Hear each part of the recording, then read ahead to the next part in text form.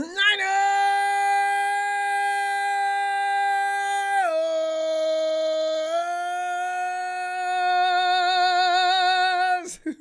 Woo! Look, I'm going to change my name to the bad guy. I got Niner by Nature working overtime. Skeezy, these guys are putting up videos of me saying things. Skeezy's doing he's doing edits, leaving things out of sentences just to make it look like, yeah, Ron don't like Trey and you hate him. And Niner by Nature, yeah, Ronbo sitting here saying he hopes the boy gets hurt so Jimmy can come in and play. Hey, when did I ever say that? When the hell did I ever say that? Why would I wish that? I merely stated a fact. He got hurt last year running the ball. Nobody wants to run the ball that much. Even the people don't like Jimmy and support Trey. But yet when I say it, takes on a whole nother aura. It's cool. I just want you to know.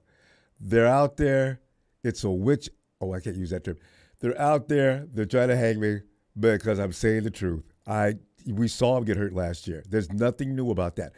Kyle Shanahan drafts a quarterback or brings one in every year. Is that not right? Whether Trey's there, whether Jimmy's there. Hell, I even think if we would have had Tom Brady and Aaron, he would still been looking for a quarterback.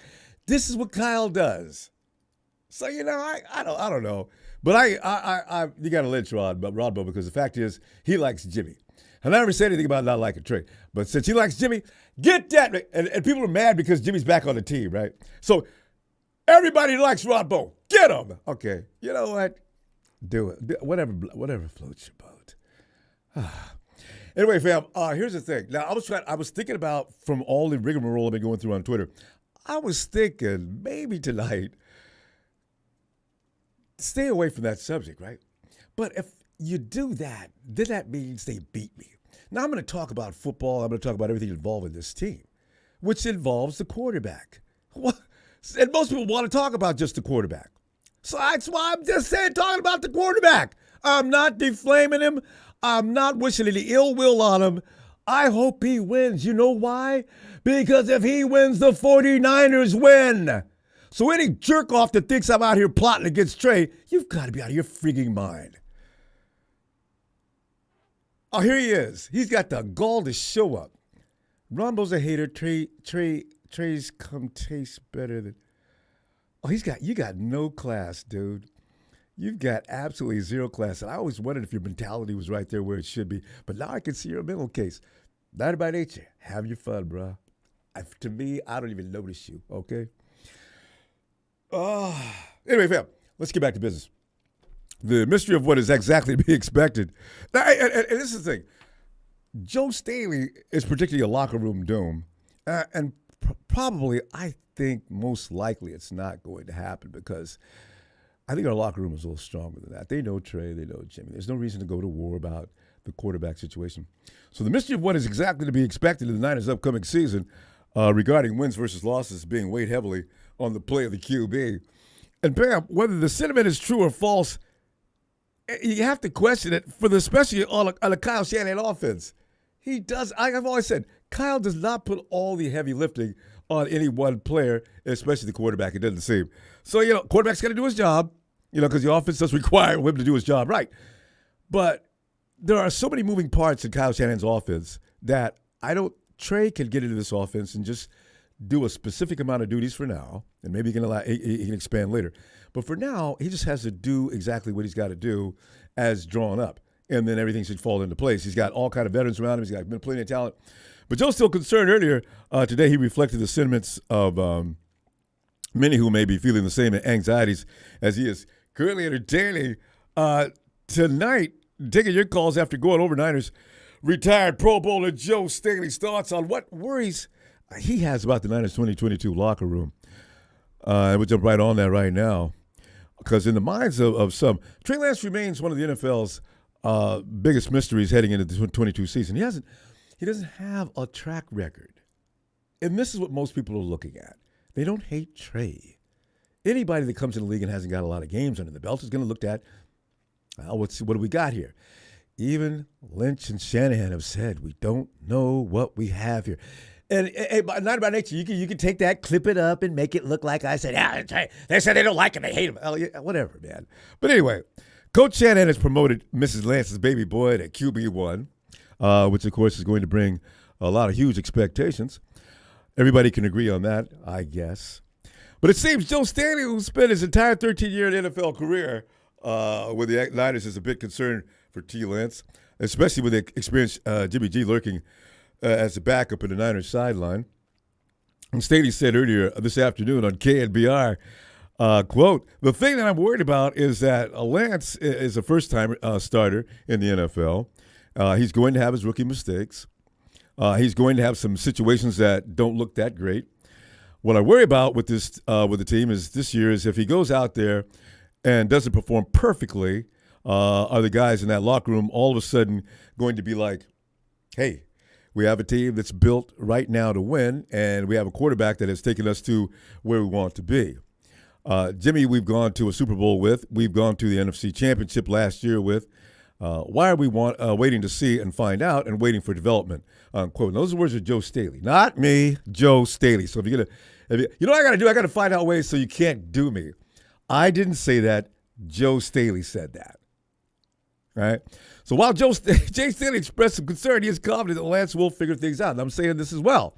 Joe laid praises and nothing but positive expectations out for Trey Lance and is quoted saying, "I personally believe that Trey is going to do really well this year. I believe the dimension that he brings to this offense is going to open it up. And I think Kyle has been waiting for that deep threat down the field quarterback threat that Trey brings. I think that's going to be open up a lot of stuff underneath. And I think he's going to develop an offensive game plan that's going to be completely different than what we saw with Jimmy," unquote. Got no argument. I have no idea what Trey's capable of, fully capable of just yet. As I said, last year, I want to see what he looks like. I didn't say anything bad. I just want to see what he looks like. Why is that such a bad thing? I just wanted to know what he looks like. And then, of course, I'll jump on. Hoorah, Ray, yeah, let's go. I don't see where that's still that's not normal. Still, Lance's first full season as an NFL starting quarterback likely won't come without struggles. And as Jay Staley further added, Joe says it's going to be a couple of games, I think, that he's going to have a couple of decisions and a couple of interceptions that are not going to be that great. That's where you go back and you look at the roster and how it's been built. George Kittle, Eric Armstead, Jimmy Ward, guys that have been around that can keep that locker room together. I think that from my perspective is something to keep an eye on this year, unquote. This is just normal thinking. It's just normal thinking. You don't have to go off to extreme. I mean, there's no defamation of character against Trey Lance. He's a guy who just came into the league and he didn't play much last year. And we're just waiting to see what he does. I'm not making any judgments. I said I want to see what he does. When I said about him getting hurt, if he runs the ball a lot, how many quarterbacks in this league have gotten hurt running a lot? That's not a revelation. Lamar, one of the best in the game, hurt last year. Kyler Murray, mangled up.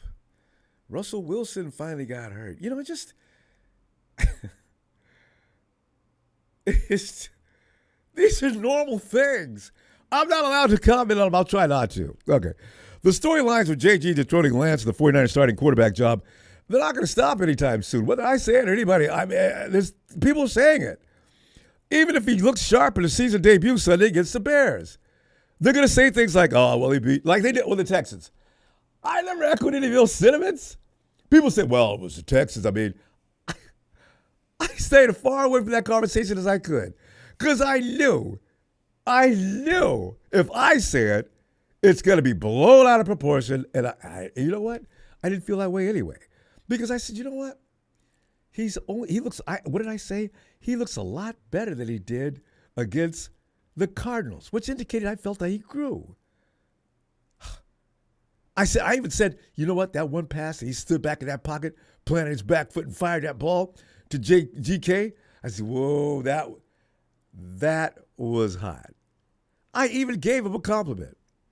And when you guys beat up on Niner by Nature, didn't I say he's passionate about who he likes?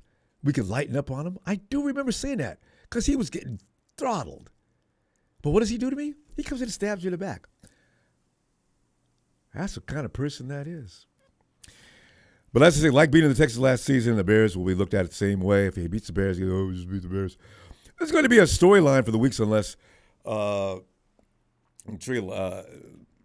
Joe is worried about, looks way too large to the Giants to even be questioned. But that's asking a lot.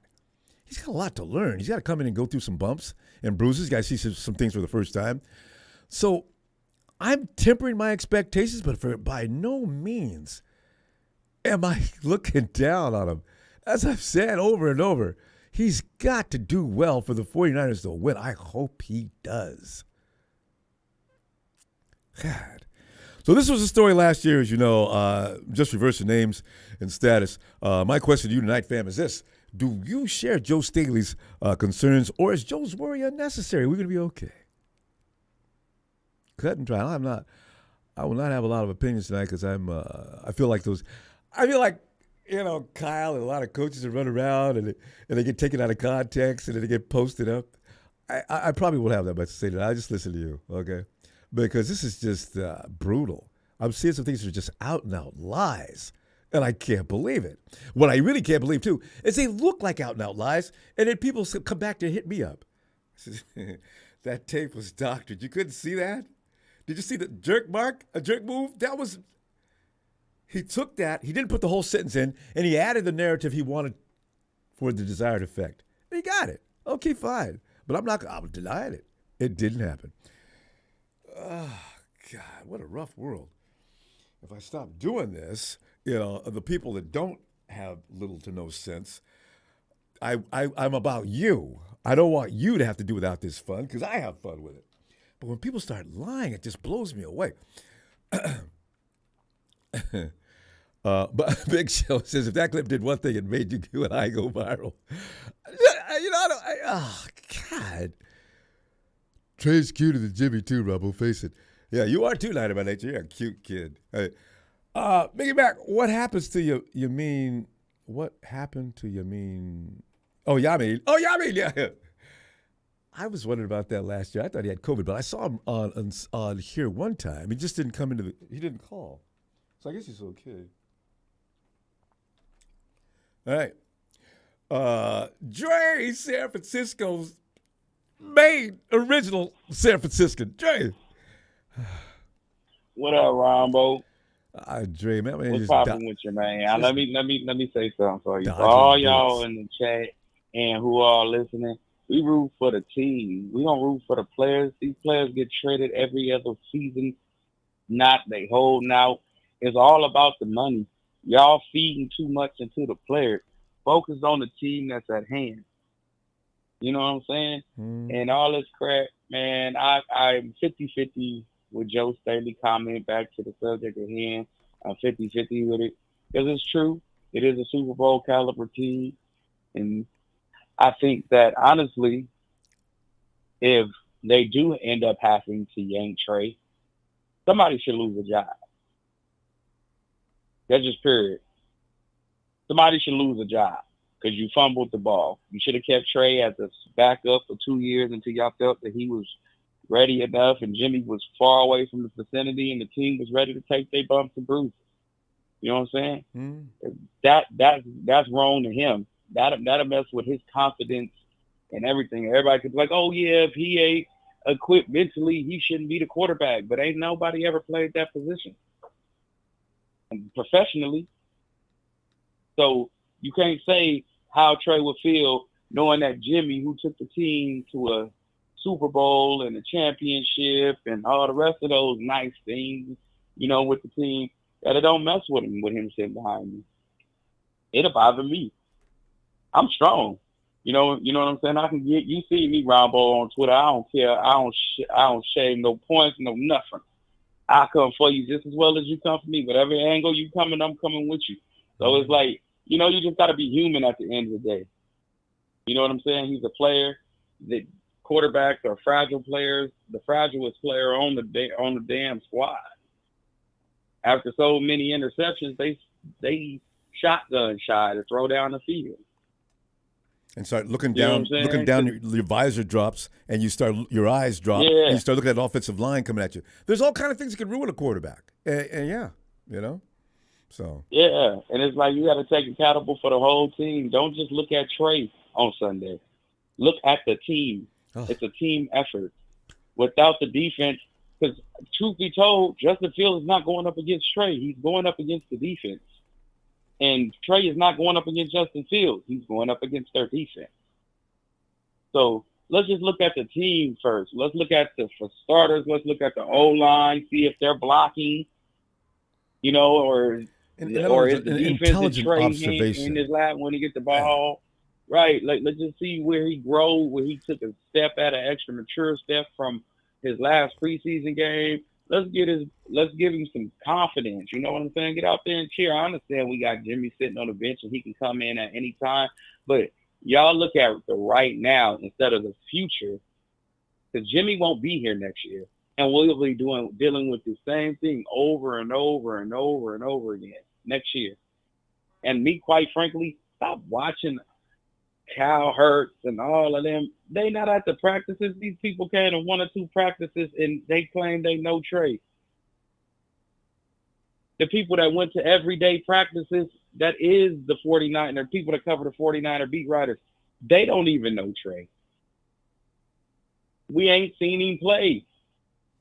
Giving at least 15 games to say if Trey is a bust or not. Thank you. Bust have like 2 or 3 years. Am I right, Ronbo? God, that 15 games ain't even enough to know if Trey know how to dance in the tub. But Jay, we got people who don't wait. Remember, Javon Kinlaw was a bust 4 weeks into the season when he first started. I was like, what in the world we is got wrong all with these, you people? We got all these Wi-Fi people.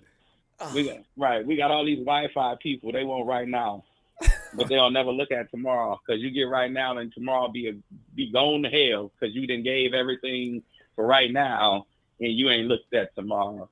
That's how everybody in debt, Ronbo. Half of the world in debt right now because they want to fly his shoes and not want to pay no bills and do what it took to get them fly shoes. You know what I'm saying? Yeah, you start crying when you get the bill next year when it's time for us to start all over again. Let's just say they bench straight. Jimmy won the Super Bowl, but Jimmy's gone. He don't want to be here. He gone. He a hot commodity. Anybody I don't want think for he him wanted to be here this year. It's true. I know. He didn't want. I don't think he did either. But I'm just saying. But if they do end up having to pull Trey, somebody deserves their job to be lost. John Lynch. And Dre, you make a good point, and that's a subject for a whole nother conversation. But the thing is, if the 49ers don't succeed this year, there are going to be some ramifications and repercussions in the front office at the end of the season. And if anybody's taking this to copy this to say Ronbo said if we do, but I said if there's any problems this season, Dre's right. There's going to be some problems in that office at the end of the season. Y'all can mark my words right here, right now, and I bet you I'll be right here on your show February 10th. That should be the end of the season. When the season ends, Ronbo? Well, you could easily predict February Super Bowl for sure. Okay, February. Okay, when the Super Bowl get here, if we didn't make it, I promise you, Trey will win at least 9 games, and that's fine. That's fine for me because I know he can play. He's a rookie. His rookie season, he won 9 games in the NFL. Well, damn it. Nothing wrong with it. No offensive line, well, damn it. Well, he was running like hell for his life. Well, damn it. Yeah, and a combination of the two is too much. A bad offensive line and a newbie. He's got to go out there and he's got to see how to deal with that situation, and he will. Most likely, he's not a dumb guy. Right. So, And before I let you go, Ronbo, because I know y'all got a whole line of people, don't start that crap. Oh, he didn't play last year. Trey hit his hand on a helmet. Then Kyle put him in a game and thought he was a running back, right along with all the other running backs. Don't confuse people with facts. They don't want the facts. They want to fabricate, and they want to come up with narratives, and they want to shoot at the people. You in the wrong look, you on the wrong show. You on the wrong show. Whenever you hear Dre step in and you don't want to hear the truth, get off. I don't care what you feel about me in the chat room. I don't care. Come for me. I'm here all day long. Find me, Dre Sister Faithful. You know where I'm at. Come for me. Crazy. But anyway, Ronbo, you have a blessed night. Shout out to production. Forget the losers because they don't really know about football. I'm not in for the players. I'm in for the team. And if we got a quarterback that's young and fragile, I'm not trying to, mess with his ego or nothing, I But Very until good next stuff. time, Ronbo. I appreciate you, fam. And we'll be back. I mean, actually, I'll come back after the game, the Rams and Bills, and probably be back 2 days in a row. So, yeah, I'll see you after the Rams-Bills game. All right? All right. If I ain't man. able to make it on Friday or Saturday for your prediction, I'm going to go 27-14. 27-14. All right. That's a nice San- offensive production. San All right. Francisco. All right. All right. Yeah, that's nice. 27-14 All right, today. Ronbo. All right, fam. Have a good night, fam. All right. It's documented that you don't want to talk about politics, religion, and sports. I did it anyway. Yep. and chill, Phil to the rescue. Phil, get in here, please. Hey, Ronbo. Yes. So, Yes. I mean, You guys, we're going to win this game. Phil's even speechless. Go ahead, Phil. I mean, you look at our schedule. I think we're going to be 5-1 after the first 6 games. All right. Who's the one that's going to beat us? Rams or Denver, one of the two. No. Okay. But Rams is at home, and I think we're going to beat them because we always do. But 5-1, and then we started off 2-5 last year. We made it the NFC Championship game. That's a great start. 5-1. Yeah, that's fine, especially with this schedule. I think, Oh God, yes. looking at our schedule, I think we're going to be, 12-6, 11-7, maybe. Oh, and that's what we want. 11 wins is ideal, especially for this particular year. No, I think we will. With our roster, I think we will, Yeah. and our depth. Yeah. I mean, I'm looking forward to this year more than any other year. So let's go. Let's have it. Yeah. And so some of the things Staley is concerned about. Do you see an uprising, a mutiny in the bounty by any chance? A lot of people are concerned about that. But go ahead. no, absolutely not. Oh, either. I really I mean, don't. I think these guys are professional. They know what they do. And they know each other very well. So why would they all of a sudden have an uprising? They like Jimmy and they like Trey. Yeah. So, come on, this is the best scenario. And by the way, Phil, you know how Jimmy is. If Jimmy sees that even happening, I could see him now going into isolation and just staying away from everybody like he did all off season long. He's not a rebel rouser. He's not an instigator. You know? He's not. He's not. And neither is Trey. Yeah, for that matter. And I think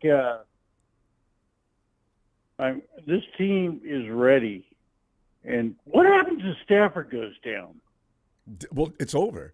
They don't. Who's their backup? Exactly. I forgot what's his name. And then they get the guy that used to be with the. Do we know? Who? Do we know his name? Yeah, I know, right? The Jags ex-starter, right? I forgot his name. I think it's him. Or that kid that got hurt year before last. And Stafford has been injured every other year, and this is every other year. So, I mean, he had back problems, elbow problems. Wifey up there embarrassing him by saying, please don't sell your tickets to 49er fans. God. The odds are in my favor. So, yeah, Ronbo. I mean, I like our chances. I think we'll win the division. What the hell? It's already been said that the 49ers are probably the biggest threat for the Rams to win that division. So, we're sitting pretty. No, I think the Rams have lost a lot, and we've gained a lot. So, and we beat them, 5 out of 6 times. Yeah. Right? 6 out of 7, actually, if you count the Or playoffs. 6 out of 7, whatever. So, So beating the Rams is a tradition that we've long enjoyed. So yeah, Rams fans. So I don't know why you're in here talking. You guys got no room. Shameless. You beat why us are they once, but it bragging? was the right game. I mean, yeah. who owns who? Mm-hmm. Seriously. So, I mean, well, we'll find out.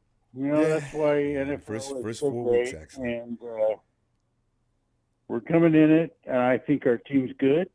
I think our team's going to make a statement, and I think I'm glad to be part of this franchise. I mean, Well, you should be. It's a great franchise. I love them, man. It's my team. So let's go. That's right. Well, Phil, I'll tell you what I'm going to do. After the game, it'll be a celebration night. My God, if the Rams get their ass handed to them by the Bills, which is highly likely, well, that's going to be fun to I talk think they football will. that night. I'm going to just, Then God, you'll see all the Ram fans disappear on the chat. So these people are shameless. Phil, they'll still be in there talking. I can see a few of them. Where's Ready to Go? Ready to Go is not a well man. If he were to sit down and any analyst lay down on the sofa, he would have to be prescribed medication. I would bet money on it. God. I agree. Anyway. All right, Ronbo. I'll see you Thursday night. I'll talk to you later. All right, Phil. Have a great night. Thanks, Phil. All right, man. All right, bye. Bye. And here's Papa Dragon. Bob, get in here, man. What's up, Ronbo? What's up? Bob, man, we're just sitting there and, everybody's saying something right now to get all the 49er fans. And we bite like we do every year. You got Breer this in, Trey Lance wasn't real happy about the 49ers signing Jimmy Garoppolo. Then you got another guy over here saying this, and if he does this, and if he does this, if he does this. Meanwhile, there's Ronbo over there, and they throw me into the melee too. And Ronbo said that if Trey struggles this year, Kyle's going to go out and get him a new quarterback, draft him another quarterback next year. I said, Kyle gets a quarterback or drags a quarterback in every damn year. He got one this year. I said, what is unusual about that? God. Anyway, Pop. I don't know. I ultimately right now, here's the situation.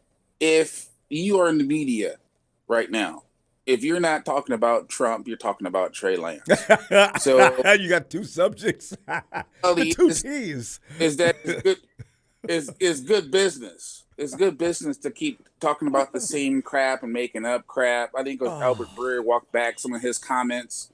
Yeah. Oh, well, I just figured that he kind of, sort of. I mean, it is what it is. Unless you hear it from the actual person's mouth, unless they come out and say, "Oh yeah, I was a little bit bothered. I was a little bit surprised." I think it's at this point it's a non-story. Is it unprecedented? Absolutely. No one's ever done this before. But as opposed to, and I think you have to listen to Joe Staley's comments in full context. He's never experienced this before. He's thinking about the locker room. But remember what he did on his way out. On his way out of the locker room, he went up to Buckner and said, "This is your team now." He's like, "Dog, I've been traded." What? So we should have a laugh track, and I provided that. So the reality is that the heartbeat of that locker room goes through Kyle Shanahan and John Lynch, right? That's number one. Number two is that I think that there's more pros than there are cons, right? And then number three, Trey, he has little experience, and that's what everybody's talking about because that's the story. But no one talks about the fact that if you play a full NFL season, you go to the playoffs, that's like playing like almost 2.5 years of college right there. Okay, not to mention all the extra off-season stuff. So if Trey gets through the season and gets past the college part of the season, okay, he's already played more than he's ever played in college, right? Yep. But now he's playing against the pros. So the point is that the expectation for him is that he don't have to carry the 49ers. He doesn't. Exactly. That's not Kyle's football. That's what I'm saying. Yeah. He doesn't have to carry this team. He don't. He don't got to go to the line of scrimmage. He don't got to call the perfect audible. He doesn't have to do any of that. All thing he's got to do, speaking in his helmet, it's not muck it up. Yep. Yeah, he just don't mess it up, right? So everyone's he's going to throw 5 interceptions. We don't. How are you going to throw interceptions if he's not throwing the ball? I'd be surprised if he throws more than 24 passes a game. Yep. They're going to run the ball. By the way, anybody's getting ready to put the whole tape in, okay? I just repeated and echoed what Pop just said. It's true. Yeah. God. So the reality is that he is not at the Jets. He is not in Chicago. He's at the 49ers. Okay? So with Garoppolo being here means nothing. It's nothing but a story. It's a story that you want to make up. So if you want to sit there and say, oh, they don't trust him, that's why they bought back Garoppolo. No. If you look at the situation, that's not why they bought back Garoppolo. They bought back Garoppolo because they had an opportunity to bring him back. They didn't pursue him. They didn't try to trade him. It wasn't a bidding war. Exactly. It wasn't a bidding war. There's none of that stuff happened. And Garoppolo's been cool, unbelievably cool about this whole thing. So I mean, to me, for people to say that it's unprecedented, I get it. But you have to look at the whole entire thing. And even Joe said, oh, well, Trey's skills opens up the offense for Kyle. He said that. So what Joe's doing is kind of going in and out both ways. He's confused. He's confused. And I get why he's confused.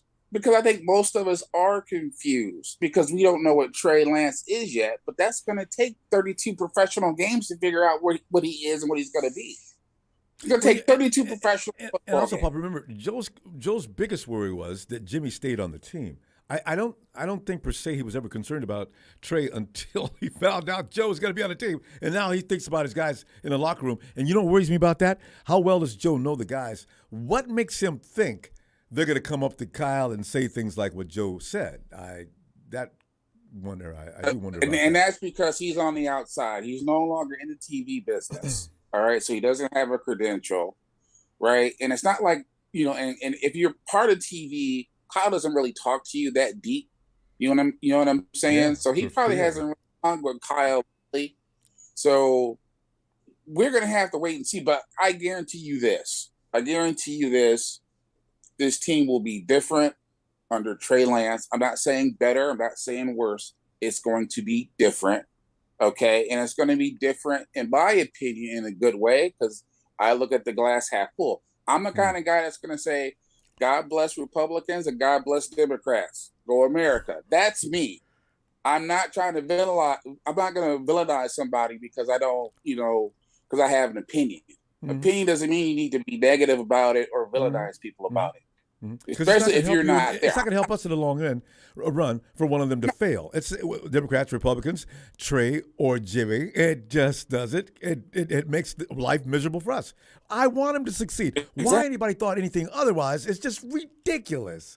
I am not a hater. No, you're not. But your situation is that we all know that you're a big Jimmy G supporter. Yeah. But your situation is now Jimmy G's back, right? And your situation is you have a unproven young quarterback coming in, and there's that element of unknown. Doesn't mean you're not supporting him. Doesn't mean that you think he should be bitched. Over how many times?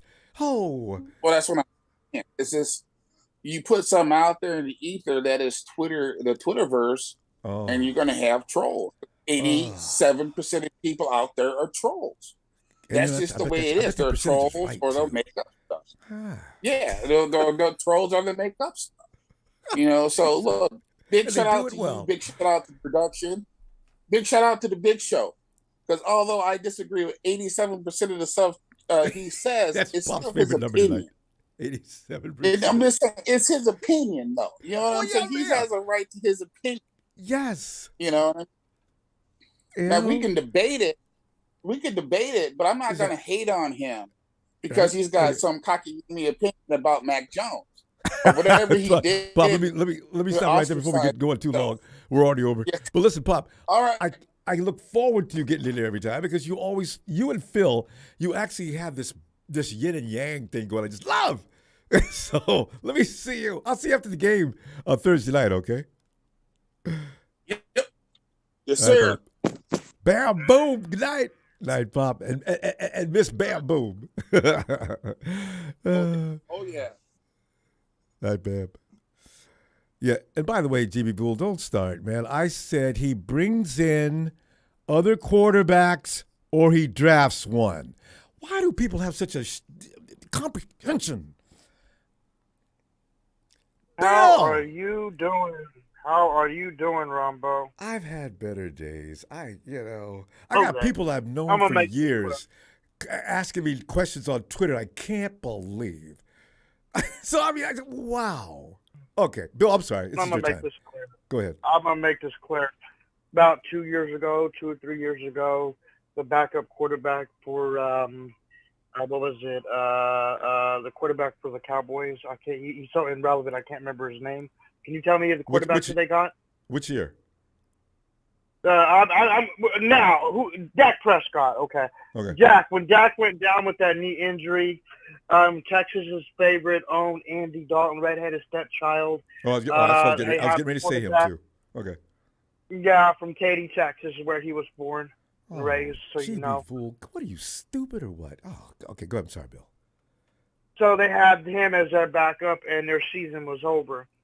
All right, so my point across is everybody's like, why are you bringing in Garoppolo, la-di-da-di-da, la-di-da-di-da. I don't want to hear – let me make this clear. If something was to happen, I don't want it to happen, but, you know, something always ends up happening with the Niners, and we don't know what it is, and we can't ever predict it. We have Jimmy as a reliable backup. We don't want to go get another Andy Dalton Jr. For our backup with a different name. We won't even know when he could choke the whole season away. When we're a Super Bowl caliber team that can win it all. All right, so quit crying about that. Number two, what was his name of the guy that was making all those comments? You guys were saying it. I think he was the guard, the guy the guy who made the comments about the quarterbacks. Joe Staley. Oh, Joe Staley. Okay, yeah. Joe Staley. Yeah, Joe Staley. If you miss football so much, why won't you unretire and come back to the 49ers and make a comment to you, man? Well, at least come back and coach. I'm going to say this right now. Yeah. No, come back. I know you still got a lot left in the tank. If you feel like you have to say something, won't you unretire, suit back up, and come back to the Niners? Other than that, just watch it, enjoy it, make your comment. I don't want to hear it, Don't trash Lance. I have a feeling Lance is going to ball out this year. And the only thing that will put him on the bench will get injured, and that would be the only thing the injury would put him on the bench where Garoppolo would take over. I have good feeling about this year. I told you the other day, Ronbo, I have a really good feeling. It's going to be the Niners' year. And, yes, I want us to go into Dallas in the NFC Championship and beat them and watch them cry. I want them to have high expectations. I want them to believe. I want the world to believe that they're going to the Super Bowl. So when the Niners go in and beat them with Lance, they can become meme number 2. So and Bill, I want to add to that too, because here's the thing: if Trey continues to beat up on the Rams and the Cowboys, that means it's the names have changed, but nothing's changed. Especially the Cowboys and the Rams. That's never going to change with the Cowboys. And as far as the Rams are concerned, the reason why I'm not mentioning much of them today, you know how I didn't mention much of them today? Wow. Because Rams are the thing of the past, the one and done. They make all these comments. They're like a Chihuahua. When you walk in, hey, bark. You got a pit bull on the other corner, and you got a Chihuahua. Are you gonna listen to your Chihuahua? Or are you gonna listen to the pit? The pit's not gonna bark though. He's just gonna wait till you get in the right position. Well, there's some pits that do bark. I had a pit that can bark really loud, brother. Really loud. And that's the Niners. We're gonna bark, and our bite will even be worse than our bark. So yeah, it should be fun. This season's going to be and we put a billboard on this season already. with bright lights and everything. Right. This is going to be an intensely fun Where's the faithful? season. Where's the faithful at? Why are you all worried and listening to the media, listening to all this and all that? No, you know what? It's funny because, we're always the underdogs every season. Get it through the heads of everyone. The Niners are always the underdogs every year. And what happens when the 49ers are underdogs, Ronbo? We prevail. We prevail. So why are we crying? We should actually be cheering. I mean, they say, oh, well, the Niners might go with 4 or 5 wins this season or 6 and miss the playoffs. And then we hold the Lombardi trophy. That's why I have a good feeling, because everybody's underestimating Lance. And I tell you what, there's something good and special about that kid. We got a great QB, and everybody's going to start to see it and get ready to cheer. And even if he makes some mistakes, I still have confidence he's going to pull it out. No, let us go as the underdog than the top dog. Bill, every quarterback makes mistakes. I don't know why and who is expecting absolute perfection. Well, no, why am I saying that? Because I've seen it. Absolute perfection on every toss, on every play. Bill, defenses are paid good money to get in the way of good offenses. You're going to have war. It's not about always winning. It's at the end of 4 quarters, who has the most points. Oh, yeah, I'm going to make it clear to every Niner fan out there, Ronbo. We got Trey Lance as quarterback, not Thor. I know, right? With his hammer. And I put Thor out there because I don't want to offend people. We don't got Thor as quarterback. We got Trey Lance. He's going to make mistakes, of course. But you know what? We're going all the way. And even if that Bears game is close, don't get worried. Would you rather have them struggle in the beginning or the end? I'd rather them get the kinks out of the way. So in mid-season, we go further. And, I'm not even worried. I'm actually excited, no matter how we do against the Bears. And if we end up somehow, I'm going to say this, somehow losing for all you trolls out there. Oh, no, let me finish, Ronbo. Okay, hurry, because we're out of time. If we end up losing for all you trolls out there, and we end up winning the rest of the games and winning the Super Bowl, don't go out there and celebrate, because I'm going to predict the Rams and Bills game, because I might not catch you. I'm going to predict Bills 42, Rams 14. That would be fun. Bill, good stuff. Let me give you a shout out. Yeah. Go ahead. Give me a shout out. 49er shout out. Okay. You give me a 49er shout out, and then I will say what I have to say after. No, Bill, you got to say it now, because we really got to go, because production's going to cut us off. Say it real quick. Mama, don't let the kids grow up to be Cowboys. Give me a Niner shout out, and I'm gone. Niner! Big Bill. Have a good night, Bill. Yeah, Lance out for dinner. GB Bull, have you ever heard of Josh Rosen, Nate Sudfeld? Come on, GB Bull, give me a break. Stop trying to manufacture BS. We get enough of it naturally, okay?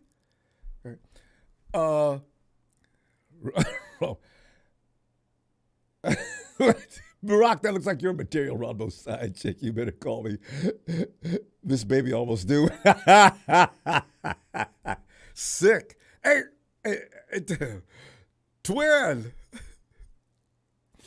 Hello? Hey, Twin. Come on in, fam. Oh, no, Ronbo. Cracking, man. I wish I knew. It's gotten real strange. I know one thing. What's going on in the 49er world, man? I know, man. It's falling apart, ain't it? Twin, that's a good way to put it. Why are we falling apart? Slipped and fell, bumped your head, and got ran over. Yeah, y'all tripping, man. Twin, here's the thing, Twin. Right. Jimmy Garoppolo's on the bench, and that's causing a lot of trouble. I think if Jimmy would have left, there would have been joy and peace all around. But since he did not leave, now writers are saying things they shouldn't be saying. We're at each other's throats. Because I supported Jimmy Garoppolo, the quarterback of the San Francisco 49ers.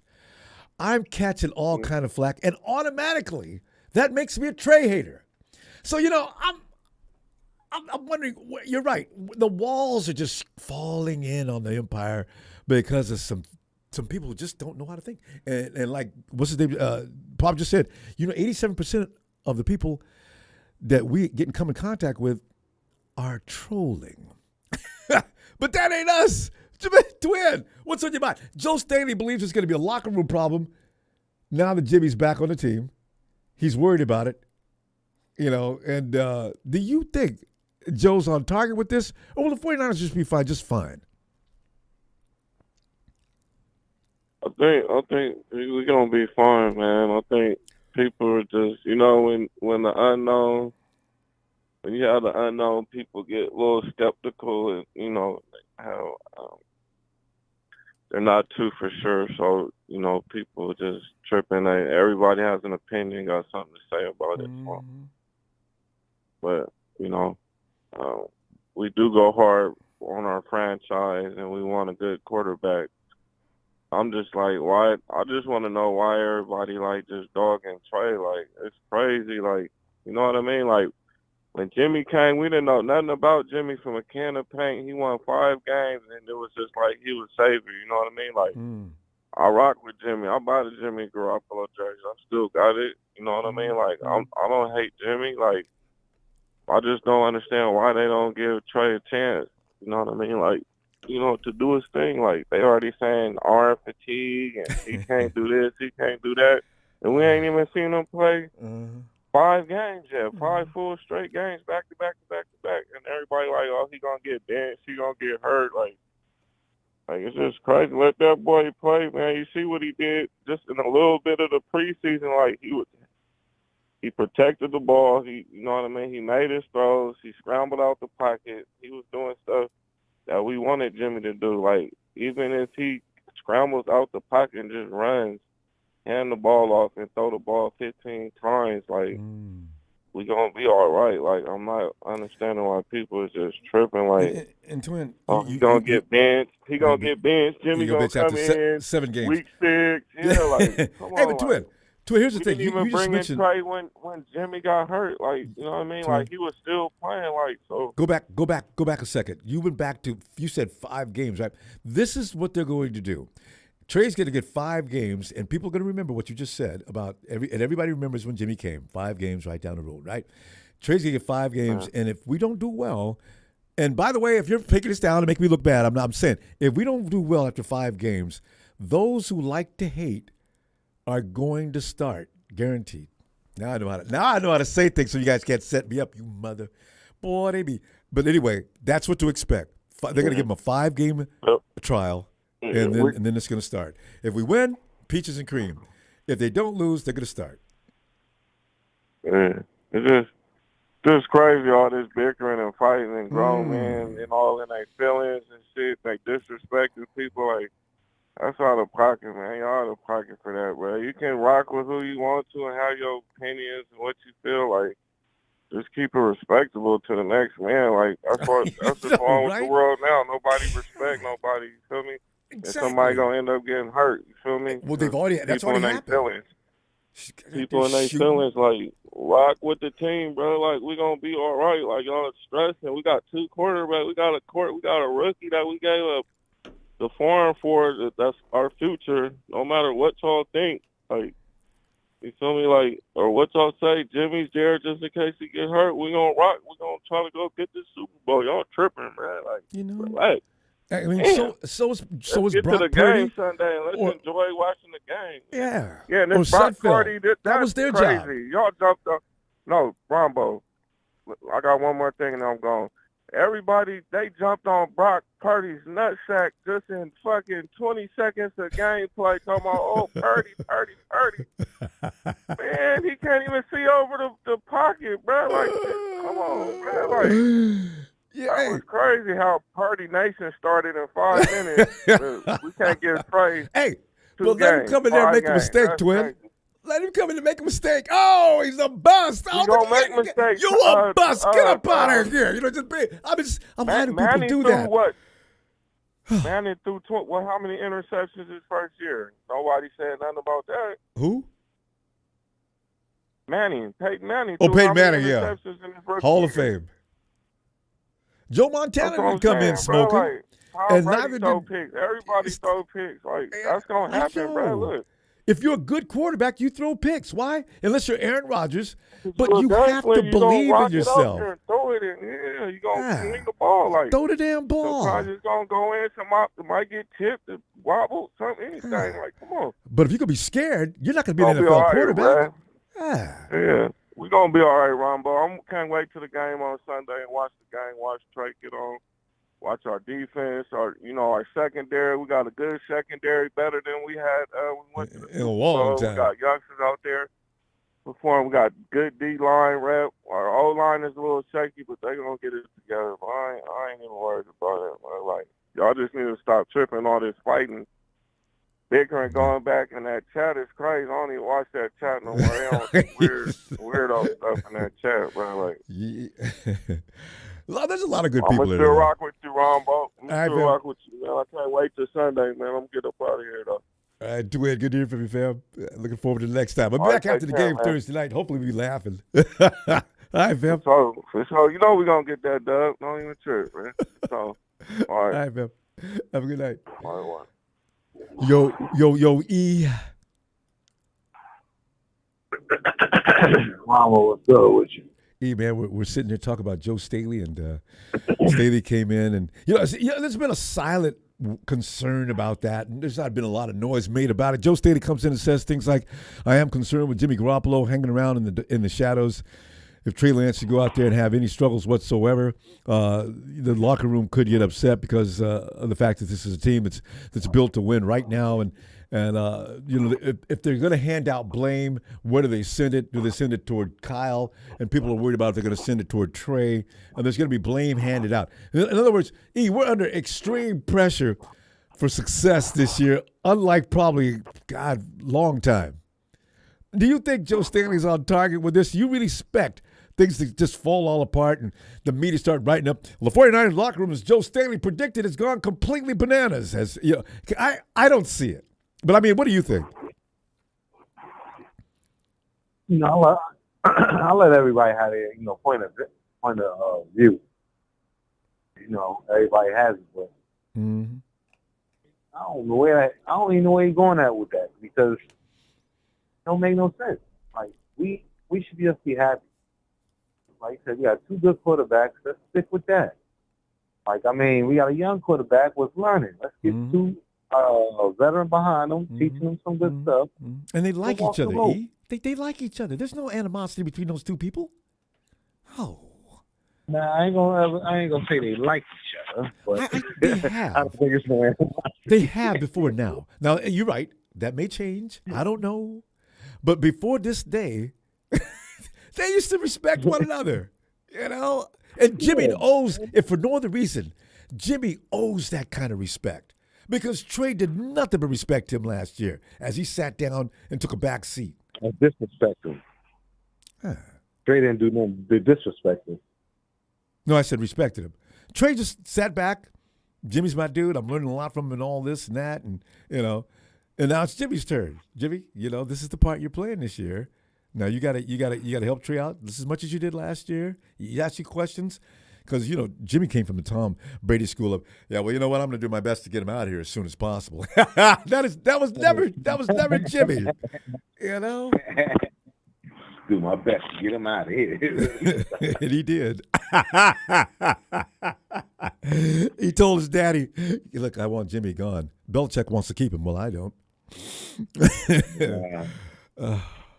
God. Sure that happened, Ronbo? Yeah, You sure that happened? Happened for real? Well, no. This is what was written. I really wish I knew the truth. I heard that was what happened. Put it that way. Y'all really.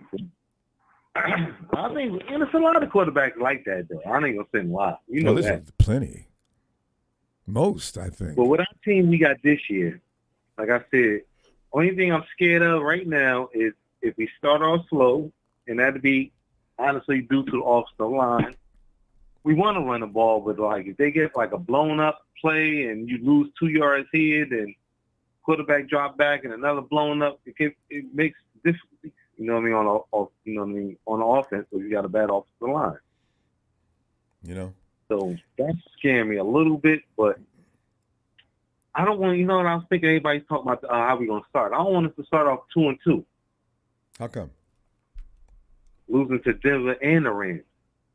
Okay, but just don't lose to the Hawks. I can't stand it. Okay, go ahead. If we lose to them, then all the haters going to come out there. Even though we ended up, 2-4 last season or whatever. And, but the Hawks, I'm going to be, you go see a grown man crying up here, but I'm tired of the Hawks, fam. I'm tired of them. Every year they've been beating us. Oh. We ain't going to lose to the Hawks. Not this year. Yeah. That's the team we're going to go 0-2 on. Right. I think we just going to go 1-1 on the Rams, so we're going to miss that. We're going to lose that first Ram, but we're going to win that second Ram game. That'll be good because, we're getting started. And if we come out of the gates a little weak, wobbly, and then stand up like a bull and start running about 5-6 weeks in, that's fine. Yeah. And one reason I was saying that Denver game because Russell Wilson always gives us problems. Oh, and see, that's Denver what I'm talking about. offensive line. They got a good defense going, which I'm mostly more worried about is the edge rushers, which we got pass. If a team got a pass rusher, I'm scared of. Not like a power rusher or a run stopper. But if they got like the Von Millers, them guys get to the quarterback in 2 seconds type thing. You know what I mean? You know, most of the teams we play this year have a combo. AFC West, they got a combo on every. Denver has who? Anyway, everybody's stocking up on dual ends to kill the quarterback because it's quarterback, and now you knew that was happening. As soon as the league became a quarterback-driven league, okay, well here's the antidote. Put him on his ass. Man. Get at him. That's what you got. That's the thinking.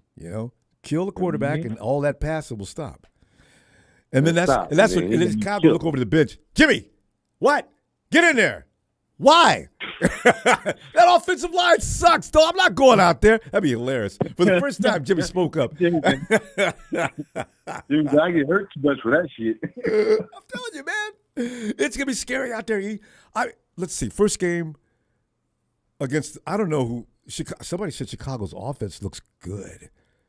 I read that today. I said, why are they putting that out there now? You know who I'm scared of? I don't want to skip over. Chicago, I don't really scared that great. He's going to run a little bit, but I'm scared of New Orleans. The running back? Yeah, you always need to be afraid of him. That boy could play. That boy's a Pro Bowler. He ain't running nowhere on it. We got to run GameStop. And you got to be worried. They got Marlon, and they still got the other dude, Ingram, and then they got Winston, then they got Olave, then they got the other tall wide receiver. Yo, they're gonna be a problem this year. Stop. Positive. Don't worry. We're going to be fine. We don't play them this year. Do we play the Saints? Not this year. We don't? Alvin Kamara, as you're talking about. We don't have the. Okay. Yeah. Anyway, we got to go. I'm going to see Thursday night for the Rams go get whoop party. See you right after the game. Yo, you don't mind? I'll call you back, Ronbo. You don't mind? I'll call you back. I'm looking for you to call me back after the game Thursday. All right. All right, man. Have a good night. Oh, there he is. Latino Heat. Latino Heat. Emilio. Oh. What's happening? Oh my God, are we Niner fans? Are we chickens? What the fuck is going on? Emilio, it's just. I'm sorry. I can't wait for the season to start so some of these things can be addressed and answered so people can stop going at each other. Man, what? No, that's right. It's going to get worse, ain't it? Yeah. No. We do play Sacktown says we do play the Saints this year. Okay. Anyway, I think they got to come to us, though. I don't want to go there again. No, they come here. No, good. They come here. Yeah. Honestly, it doesn't really matter. Honestly, whatever. I kind of read what Joe said. I ignored it. I'm like, dude, you haven't been in the league for 2 years now. Yeah. 2 solid years. You're a Jimmy lover. I'm like, I'm sorry to say. No, he's not, actually. No. He's been swinging for the fences for Trey for the last 2 years, actually. Yeah, he has, but when you got to realize when he was there, I love Jimmy. Jimmy's a great guy. Well, I think he can win a Super Bowl. He's the offensive lineman. You got Jimmy bought him a Ronbo, new pair of you shoes. got to look at that. Yeah. I get that. So you got to look into that. What he used to say when he was there. Mm-hmm. Trey was saying, what's his name? Richard Sherman said the same thing, but then all of a sudden he started Trey. So man, Trey should be a good guy. They should go deep with Trey. So it's just like. Well, yeah, they're going to switch, and if Trey leaves, the next quarterback will get the same love. I mean, your teammates are usually going to do that. Like I said, I don't listen to ex-players. Because Steve Young done said Trey is good. He done said he's bad. I'd rather roll Joe Montana didn't say his you word. mentioned Steve Young. That's right. Steve was a little weird the other day. Every single one of them do it. They all do it. They were all talking bad about Kaepernick. They said good about. They all do it. So I'm like, it goes back to everybody has assholes. Everybody has their opinion. 1 minute is good, 1 minute is bad. I'm like, I don't listen to that crap. I really don't. It's good to listen to it to see what they got going on, but don't take it too seriously. I'm like, you're not in the league anymore. It's not the same when you were playing. You look at Joe. Dude, it's not the same when you were playing. A lineman could kill you and get away with it. Now you can't even do that. So, Joe, I love Joe to death, but shut the fuck up. Like, nobody cares you about your opinion no more, honestly. He has lately. Joe's not saying much. Young. Yeah. Same thing with Young. Shut the hell up, dude. Nobody cares. You're not in the league no more. You have your opinion. Cool. It's just, everybody wants to say, I'm right. Everybody wants to be right. It doesn't matter anymore. It doesn't matter. Let Trey do what he needs to do. And if he sucks, he sucks. And on to the next quarterback. And Jimmy has to be the savior, so be it. Who cares? It doesn't matter anymore. Mm. It's just, dude, let Trey do what he can. If he's going to be our quarterback, let Trey be our quarterback. Everybody wants to listen to somebody. I don't even, like I said, I read the comments even on here, and I'm like, more than half of these dudes are wrong. They just want somebody to fail. Because that's how the media is brought up now. Talk about people's failures, which is sad. Oh, we want to talk about people's failures. I'm like, come on, dude. I wasn't brought up like that. If you failed, I'm like, hey, so be it. Hey, try again. But no, everybody wants to see somebody fail nowadays. Like, what's wrong with you, dude? Well, taking sides. And this is why I say when people don't read the name in the front, they read the name in the back. I can get not that further with you. When me and you used to go about Kaepernick. Yep. Dude, we're picking a side, but dude, it's not even that bad. It's like, at least we wanted our team to succeed. If you wanted Gabbard in there, you wanted him to succeed. We talk about Kaepernick, we want him to succeed. So now it's the Garoppolo and Trey thing. Like I said, when Kaepernick was in, when Garoppolo was in there, I wanted him to succeed. But he couldn't do certain things. He had his shot. He kept getting hurt. So now it's Trey's turn. Now, once Trey fails and he had his shot, okay, he's done. Next quarterback. Players come and go all the damn time. It's not going to change. We've seen great quarterbacks. We've seen garbage quarterbacks on the team. What does it matter who's on the team? I just want to see us win, no matter what or who is it, who's leading the team. I'm going to support it no matter what. I may talk my crap. At the end of the day, I'm going to support you if you win the 49 coming. It's not about the name in the back. It's about the name in the front. At the end of the day. Somebody called in the other day and said you were awfully laid back these days. Emilio came off the laid back tonight, though, didn't he? But you have a healthy attitude. Yours is one that makes real sense. You're not you're not leaning too far left or right. Your whole prerogative is this: if this team wins, I'm satisfied. And a lot of people don't like that. They take the frustrations out on the man next to them, their own family members. I supported Jimmy as long as I could. I was with you, Ronbo. But it got to the point where, you know what, you keep getting hurt, you can't do certain things. His time is done. His time is done.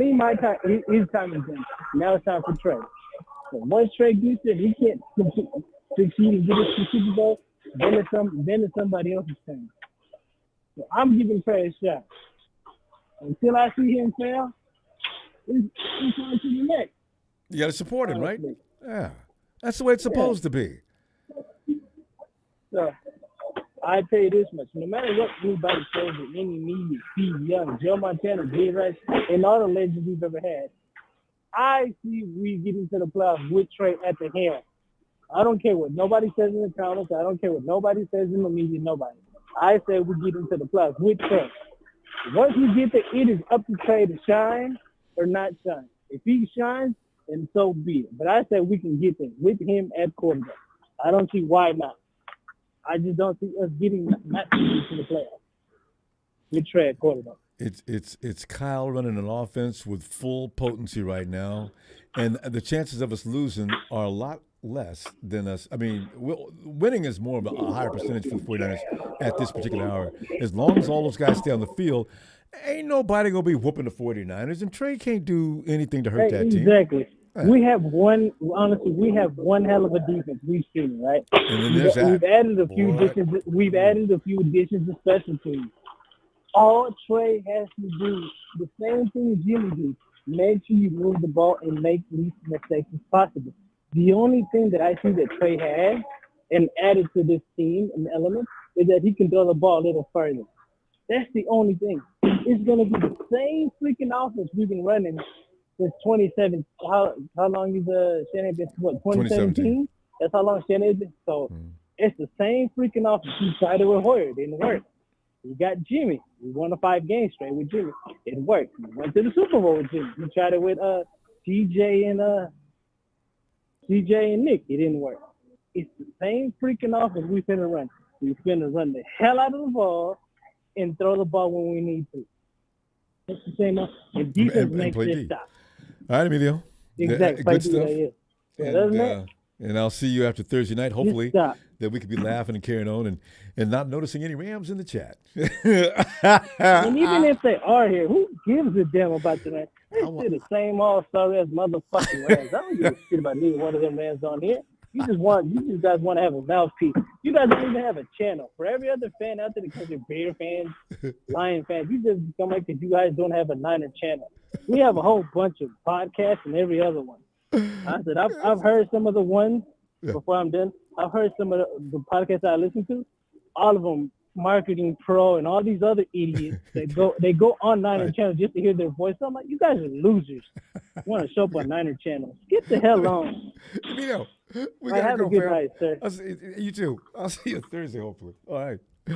No, you will hear me, and I hope, and they will lose to the Bills. There you go. All right. Have a good night, video.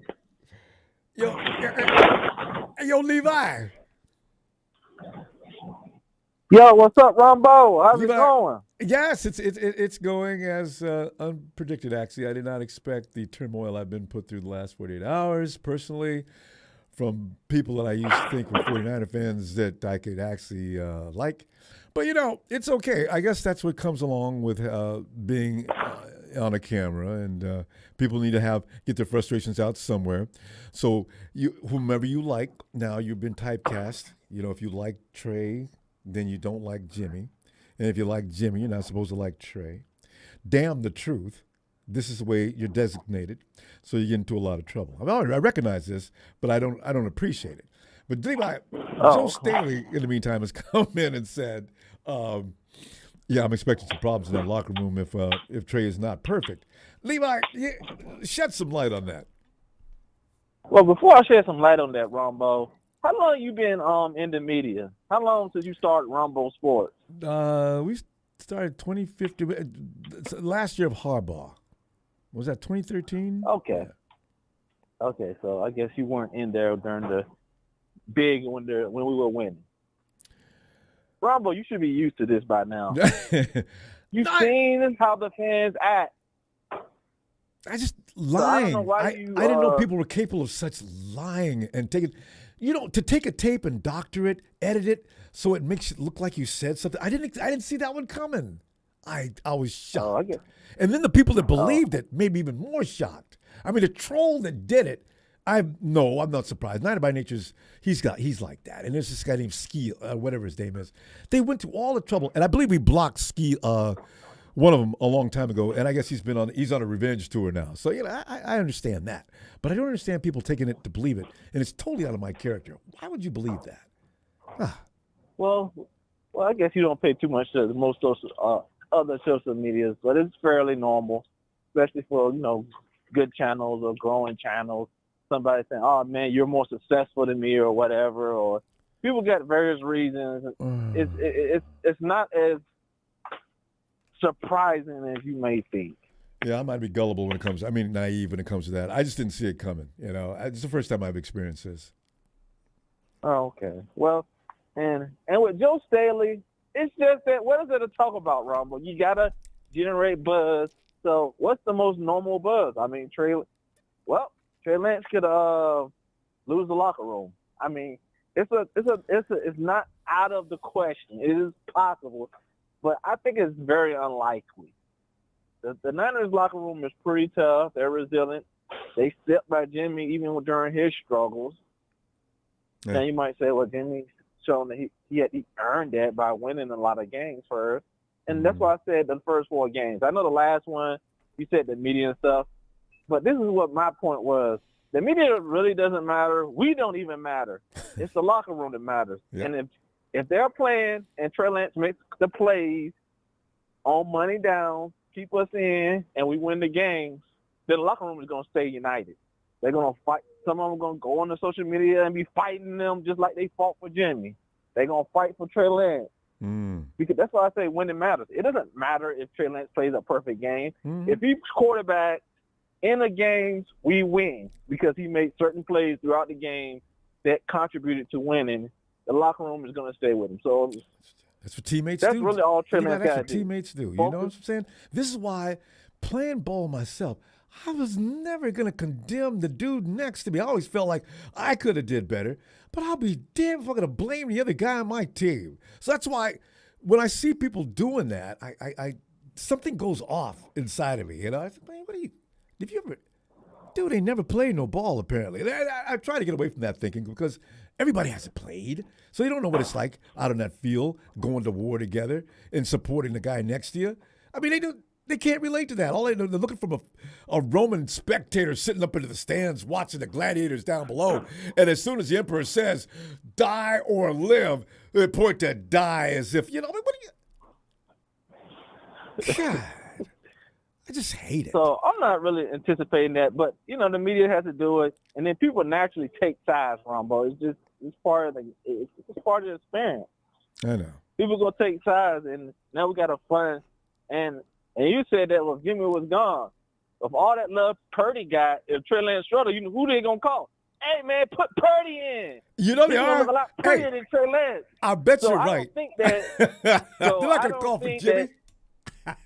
Call for Purdy. Say, what Purdy? You remember how was your fans? Everybody. I don't think we had almost no callers that was talking bad about Purdy. So if Trey Lance struggled, they gonna be all over. I even heard one of your callers early on said that Trey Lance was going to fail and Purdy was going to be the next guy. It's been written. I've seen that written all over Twitter. You know how Twitter is? Yeah. So, we don't wait to call somebody a BUST. We don't. God. So, so you could say, if Jimmy was there. I did feel bad. I did have one little feeling bad about Jimmy. I didn't get a chance to talk. And that was because, daggone Ronbo. Ronbo's plan just went out the window. He had that plan that when Jimmy goes, I can just say, he ain't on the team no more, so why are we talking about him? I know, right? Here he comes, stays on the team. God. And as soon as that happened, that's when I got inundated with all this crap. And I said, what? I said, the doctored tape really got to me. If somebody says something, that's fine. But the doctored tape, that's just embarrassing. I said, oh, man. Well, that's become a popular thing. I've seen some other channels go through similar things. Somebody would edit a tape or take it out of context or whatever. So, I've seen a couple of channels go through that. So that's fine. You know what? I'm going to try to ignore it from now on. If anybody wants to believe it, what can I do? If if you say you didn't do it or I think it brings more heat. Yeah. So you know what? Because they say, "Oh wow, I got Ronbo's attention. Oh, let me try my thing. Maybe I get paid attention too." Back-to-back days, doctored videos. Well, now one of them was a doctor. One was thinking, I said, Trey is liable to get hurt if we keep running them RPOs. It's too much running. It's dangerous. People, And he got hurt last year. I said, people misconstrue that. The Ronbo wants him to get hurt so Jimmy can come in. And at the end of that sentence, before I said that, I said, you know what? That may be why they brought Jimmy back. Because I was just thinking out loud. I don't know why they really brought Jimmy back, other than the fact that I think they couldn't trade him, so they wanted to keep him. But it was just one of those things I just said because, man, that's probably why they brought Jimmy back. I said, because now you're not going to win. You're going to bring Brock Purdy in. What are you going to do, Kyle? So, I don't see anything. What was so terrible about that? I wasn't wishing any ill will on Trey to come on. How? So anyway. Well, my quick conspiracy on the Jimmy thing is Levi, why he came back. Okay, well, I'll save it for because production's shooting at me. I'm sorry. I took up too much of your time, too. I owe you, okay, next time. All right. All right, fam. All right. Have a good one. You too. Hey, yo, Bryant. Man, dude, I've been waiting all day to talk to you. Well, come on in. Hi, Ollie. Hi, Lily. Hi, Tony. Yeah, they're definitely listening. So this is a shout out to everybody who's listening. I hope you put this on Twitter, Instagram, whatever you want to put it on.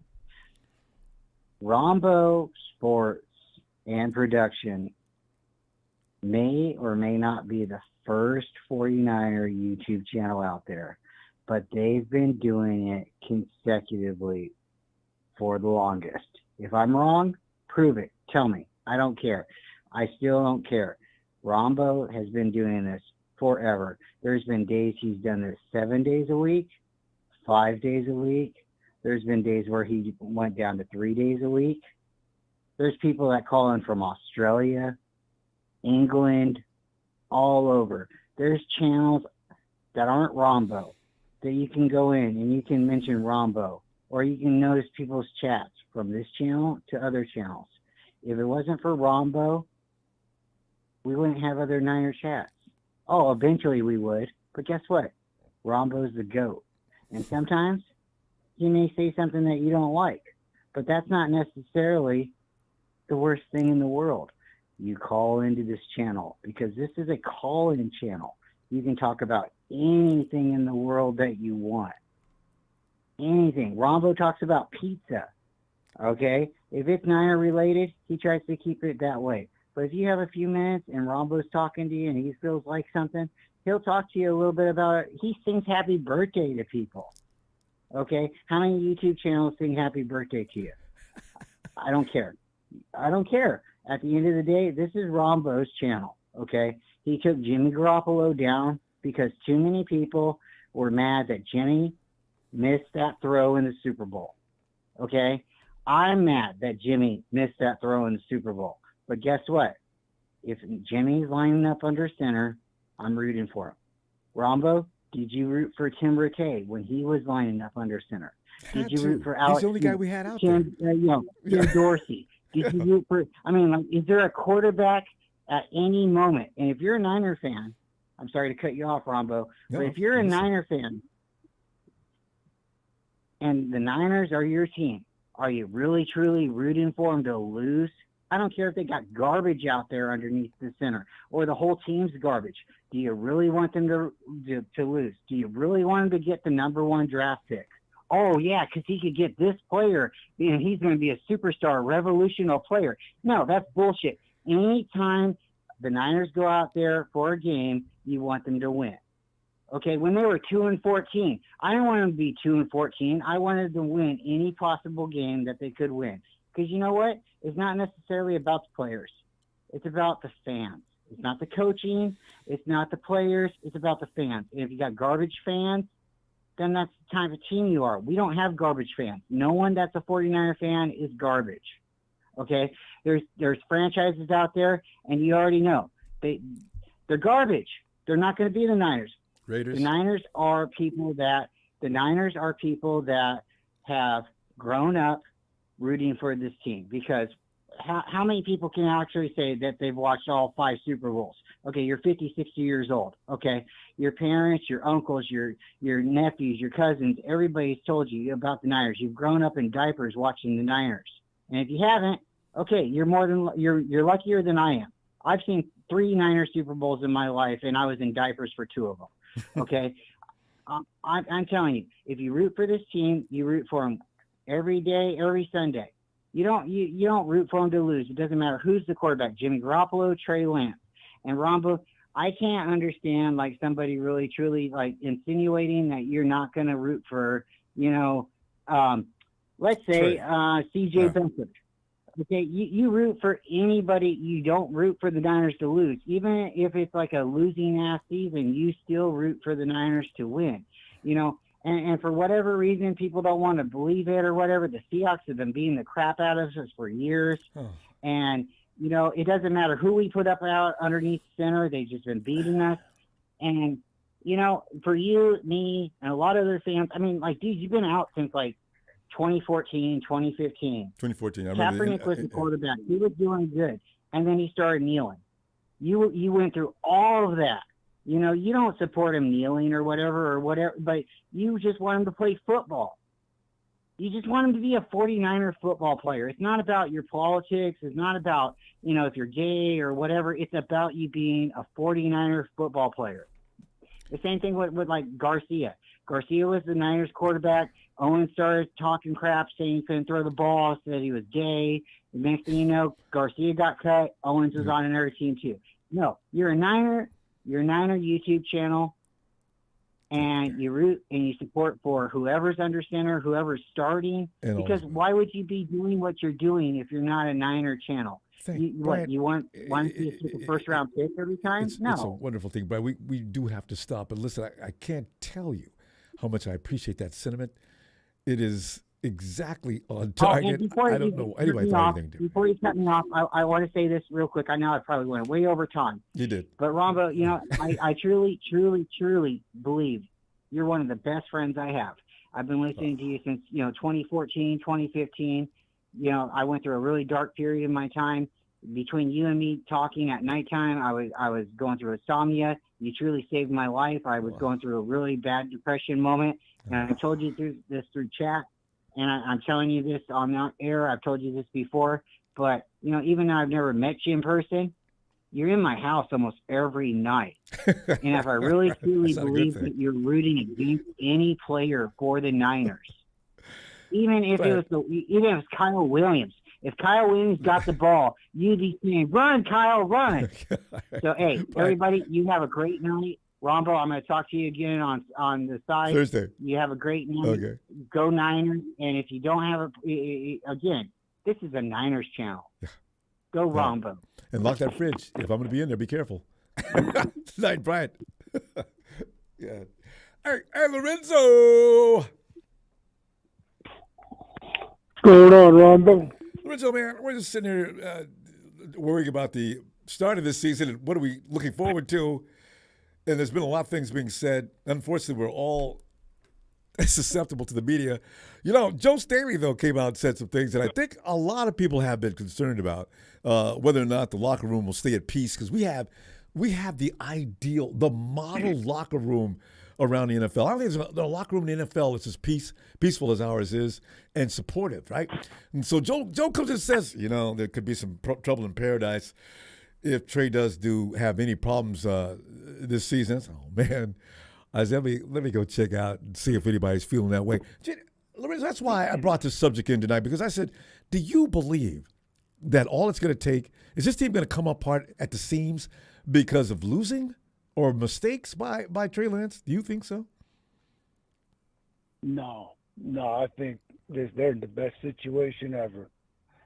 I laughed my ass off that day they went and got Jimmy. I laughed and I gave the biggest Ric Flair woo out there. Everybody turned around and looked at me and I said, hey, everything's good in my world right now, man. I've always liked Jimmy, And I think they have to play Trey. I hope he does well. Yeah. And but sooner or later you're gonna have to find out what you have, and that's this year right now. Perfect opportunity when Jimmy's rehabbing. And I've been telling I got a Packer fan out in Milwaukee. He's always talking shit to me. Yeah. But I bet there's a lot of them. Yeah, I tell you, he doesn't want to see Jimmy fucking Aaron Rodgers. That's who doesn't want to see Jimmy. I forgot about that part, too. They got to be the most upset people. They get their feelings hurt every year in the playoffs with what is called and arguably called the greatest quarterback skills-wise of all time. Yeah, but I think, that was the best signing. I told him, I said, Jimmy is not going anywhere. And, I called that from last year, this year. And if you go back to the Rams game at the end of the year, I was the only one singing "Ooh La La" at 17-0. That was me. So, yeah, I knew Jimmy wasn't going. I mean, you look at it from every angle, right? Yeah. I mean, why would you get rid of him? I mean, the Trey haters, whatever, I don't really pay too much attention. I listen the next day so I can fast forward on him, Yeah.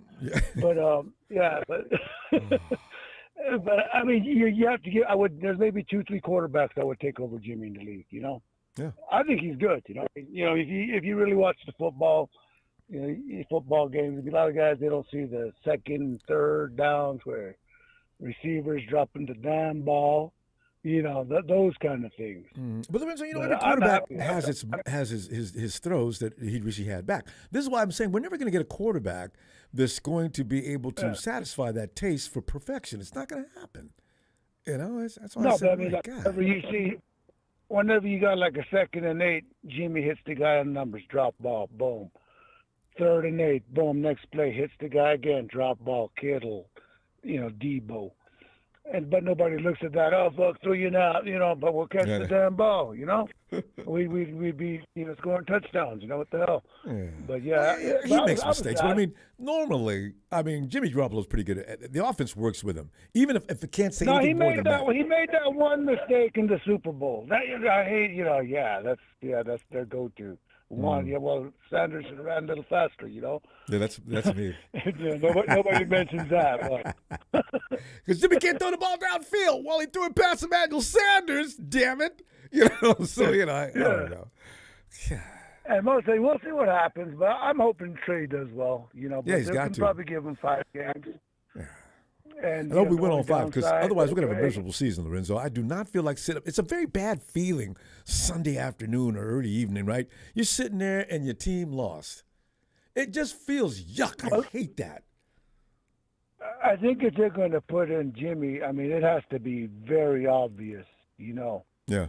It would have to be pretty damn obvious. You can't. Hey, look, even the Trey Jimmy haters would say, look, put Jimmy in, But I'm hoping he does well. But at the very worst, what happens? You get a fully healthy Jimmy Garoppolo.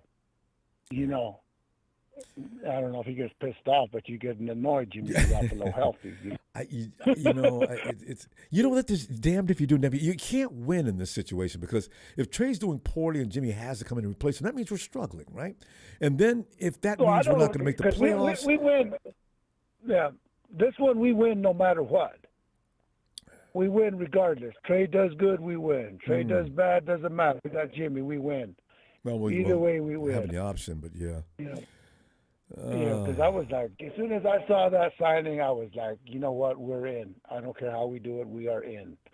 I was glad. And because my Green Bay buddy was sending me all kind of, Jimmy's going here. I said, Jimmy is not going any damn. And he gets no respect still. He getting paid $6 million, so they can trade him. They're not going to trade him.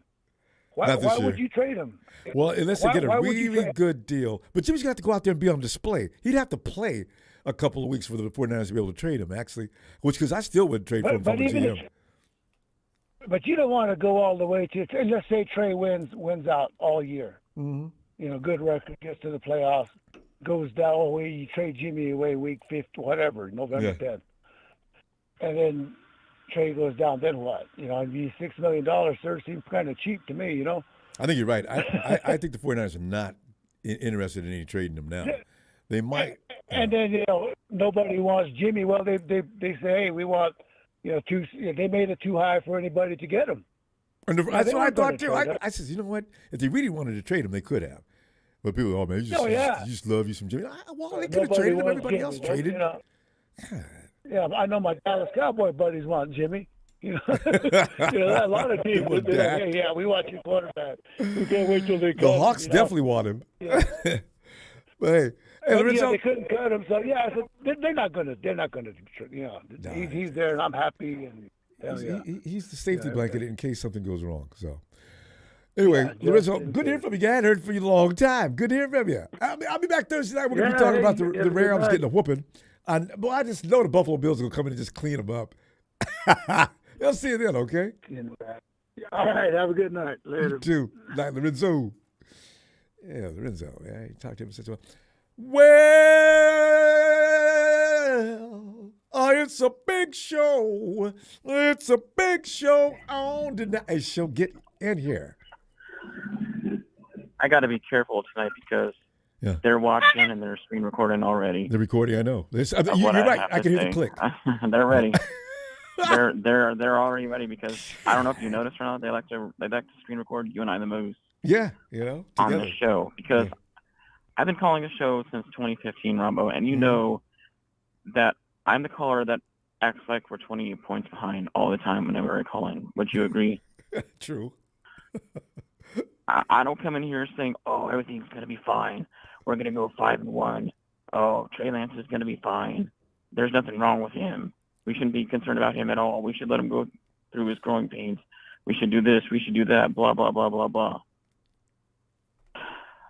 Ronbo, you know that old cliche saying, "If it walks like a duck, quacks like a duck, it is a duck." I've heard it. Boom goes the dynamite. It's a duck. And this is pertaining to Trey Lance. Joe Staley has concerns.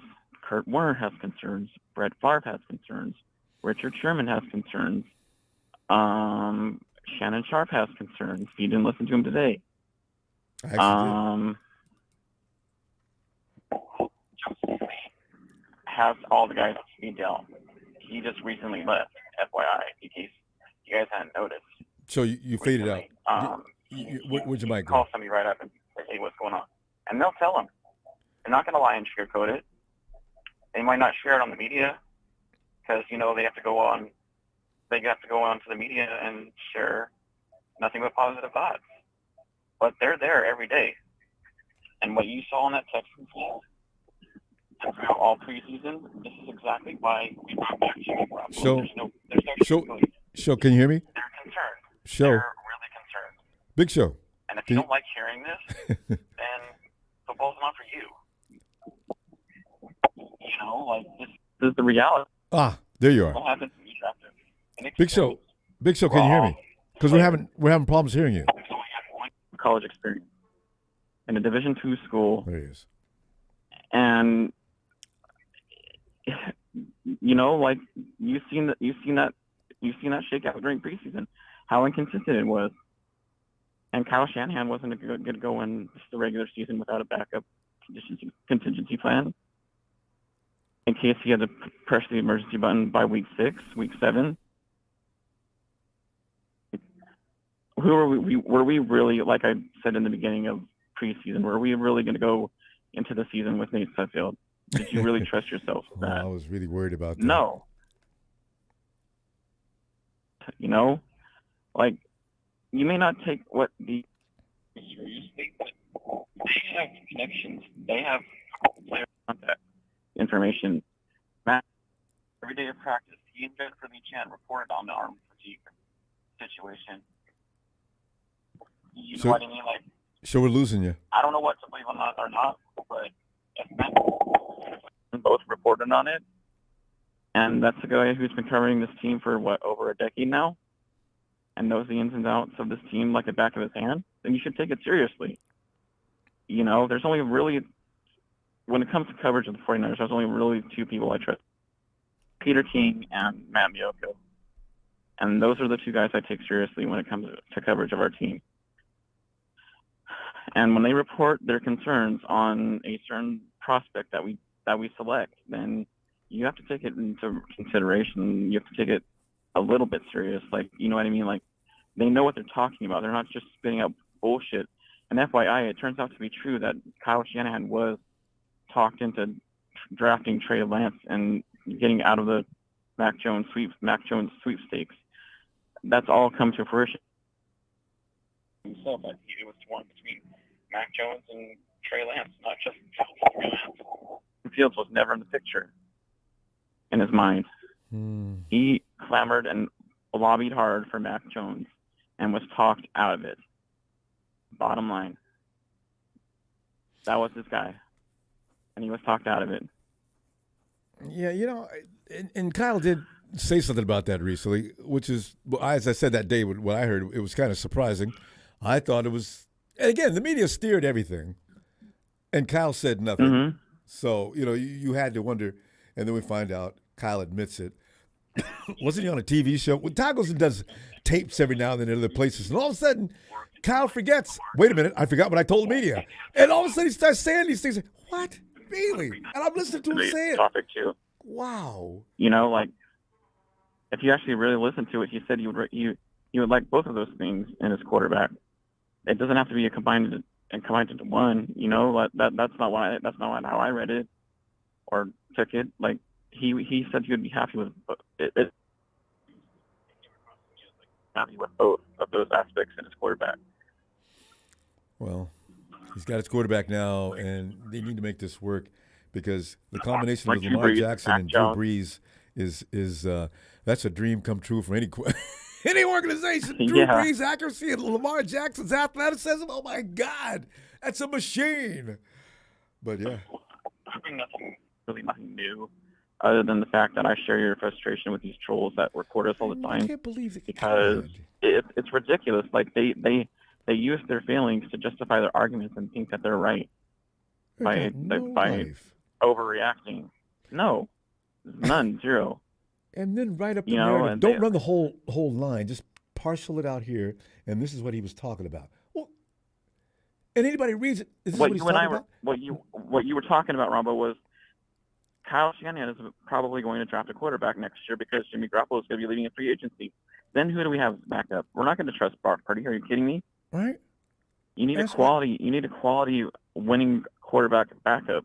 And that's what Shannon's going to do. Everybody knows this. Shannon's going to have a couple of quarterbacks in there tomorrow, whether he drafts them or not, or gets them in. He's going to bring people in to look at. He does it every year. Oh, we had 5 guys out there one year. That tall kid from right down the road. Anyway, so we got to go. I'm getting signals from production. I tell you what, I'll see you Thursday night. Hey, and there's JJ just drove up in his car, as you can hear. Jersey.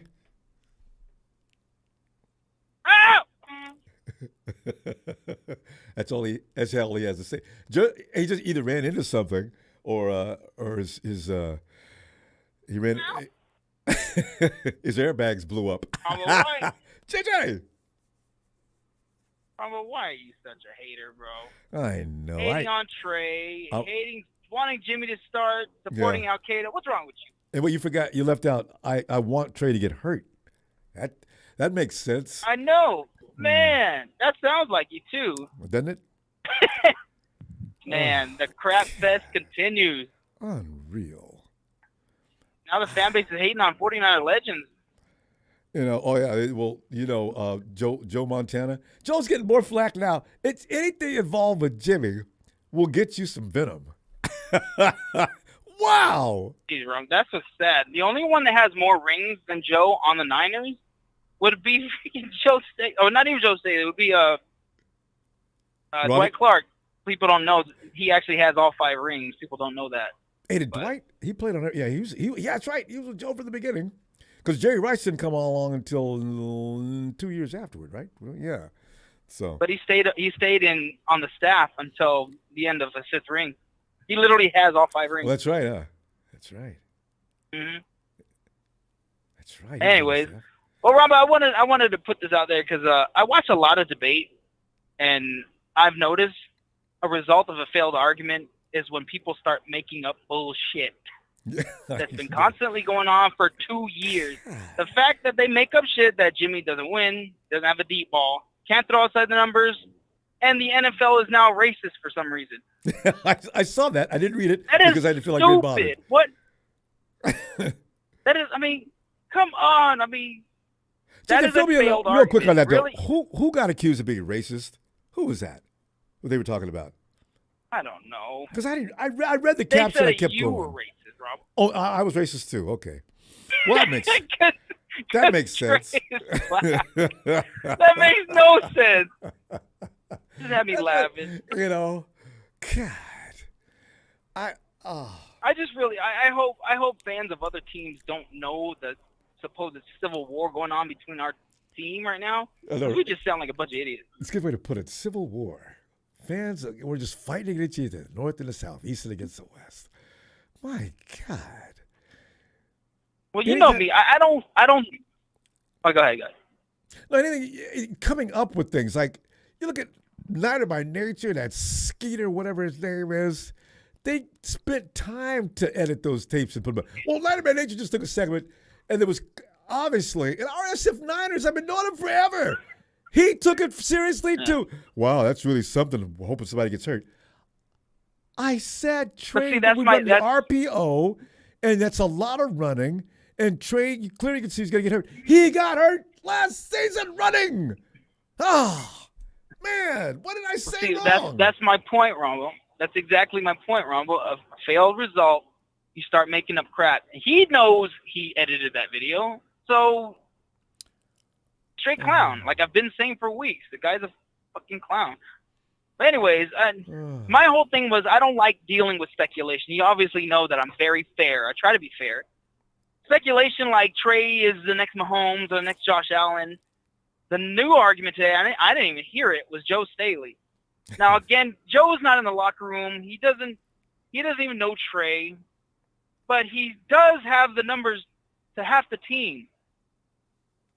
So it is a possibility that he's hearing from other people saying that Trey's not it, or Trey is it. Oh. But the thing is, I'm not going to roll with shit like that. If I hear something in the news about somebody saying something about Trey, I ain't listening. But when I hear Shanahan himself say he's still raw, not very accurate, that worries me. When you hear it from the man himself, that's kind of worrisome. But we all can see it literally with our eyes that Trey Sermon is not the answer, right? I want to see more. I mean, that's the thing. I said last year, and I'm saying this year, we've got one small sample, a couple small samples of Trey Lance. Can we wait a minute? I want to see before I say anything else. And people take that to be. You're too nice, bro. Because he hasn't been out there very long. He's been out there. He's been out there for the Texans. He did okay. He went out there with the Cardinals. It was brutal, and then and we got a game coming up, the preseason game, and maybe he didn't have his best outing then either. But I want to see. Give him a few weeks, and the jury should wait. JJ, you're the jury too, so you need to wait.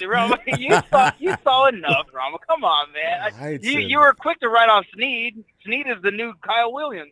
Snead? Wait, what? Who's Snead? Willie Snead, the one who just dropped the last game winning. Don't get me started. Winning, Willie, because that was so clearly. JJ, either one of us could have made that play. And he's a pro. He's got cleats on and a uniform. Put his hands up. And then he caught it. And he juggled it around a little while. And then he walked out of bounds and he threw it down in the dirt. Oh, Willie, what are you doing? We leave Texas with a 0. My point with Trey Sermon is that we saw enough. Like, we see it with our eyes. We're not professionals, but we see what we see. The guy can't find the holes. That's what it is. I'm going to say what I'm going to say, and I've been holding to it until I see it different. I don't see it with Trey still. He's had one beautiful deep ball to Danny Gray, but that's it. That's it. Now, him, I'm not ruling out because Trey, we've had 2 years of him, and he looks like Carlos Hyde, really. He's not going to do it, Robo. He's not going to do it. I'm not a Trey Sermon fan. I was worried we were going to lose him just like the 49ers. If we would have lost him and lost Jason, if we kept him and lost Jason, Jordan Mason, I would have been sick. God, I'm glad they came to the senses. I'm so upset about Hasty, but. Wow. Anyways, Rob, I know you got to go. I'll leave it with one more thing. Everything is reversed now, okay? Everybody was on Jimmy. The pressure was on him to do better. Now it's Trey's turn. Trey's got to do the same thing. It's really who does better at this point. It's the bottom line. If Trey is, everybody says they say he's strong in the head. If he's already getting upset that, Jimmy's back, well, then it's already messing with his head. Hopefully it doesn't. JJ, and we want to win, so hopefully it does it is right. I'll tell you what, I'm going to look for you tomorrow, Thursday, because, boy, if the Rams lose, it's going to be so peaceful in here. No more Rams, because there'll be shame. I'll see you then, okay? I'm loving all these calls, JJ. We never got this much JJ in a long time. Appreciate it. Love it.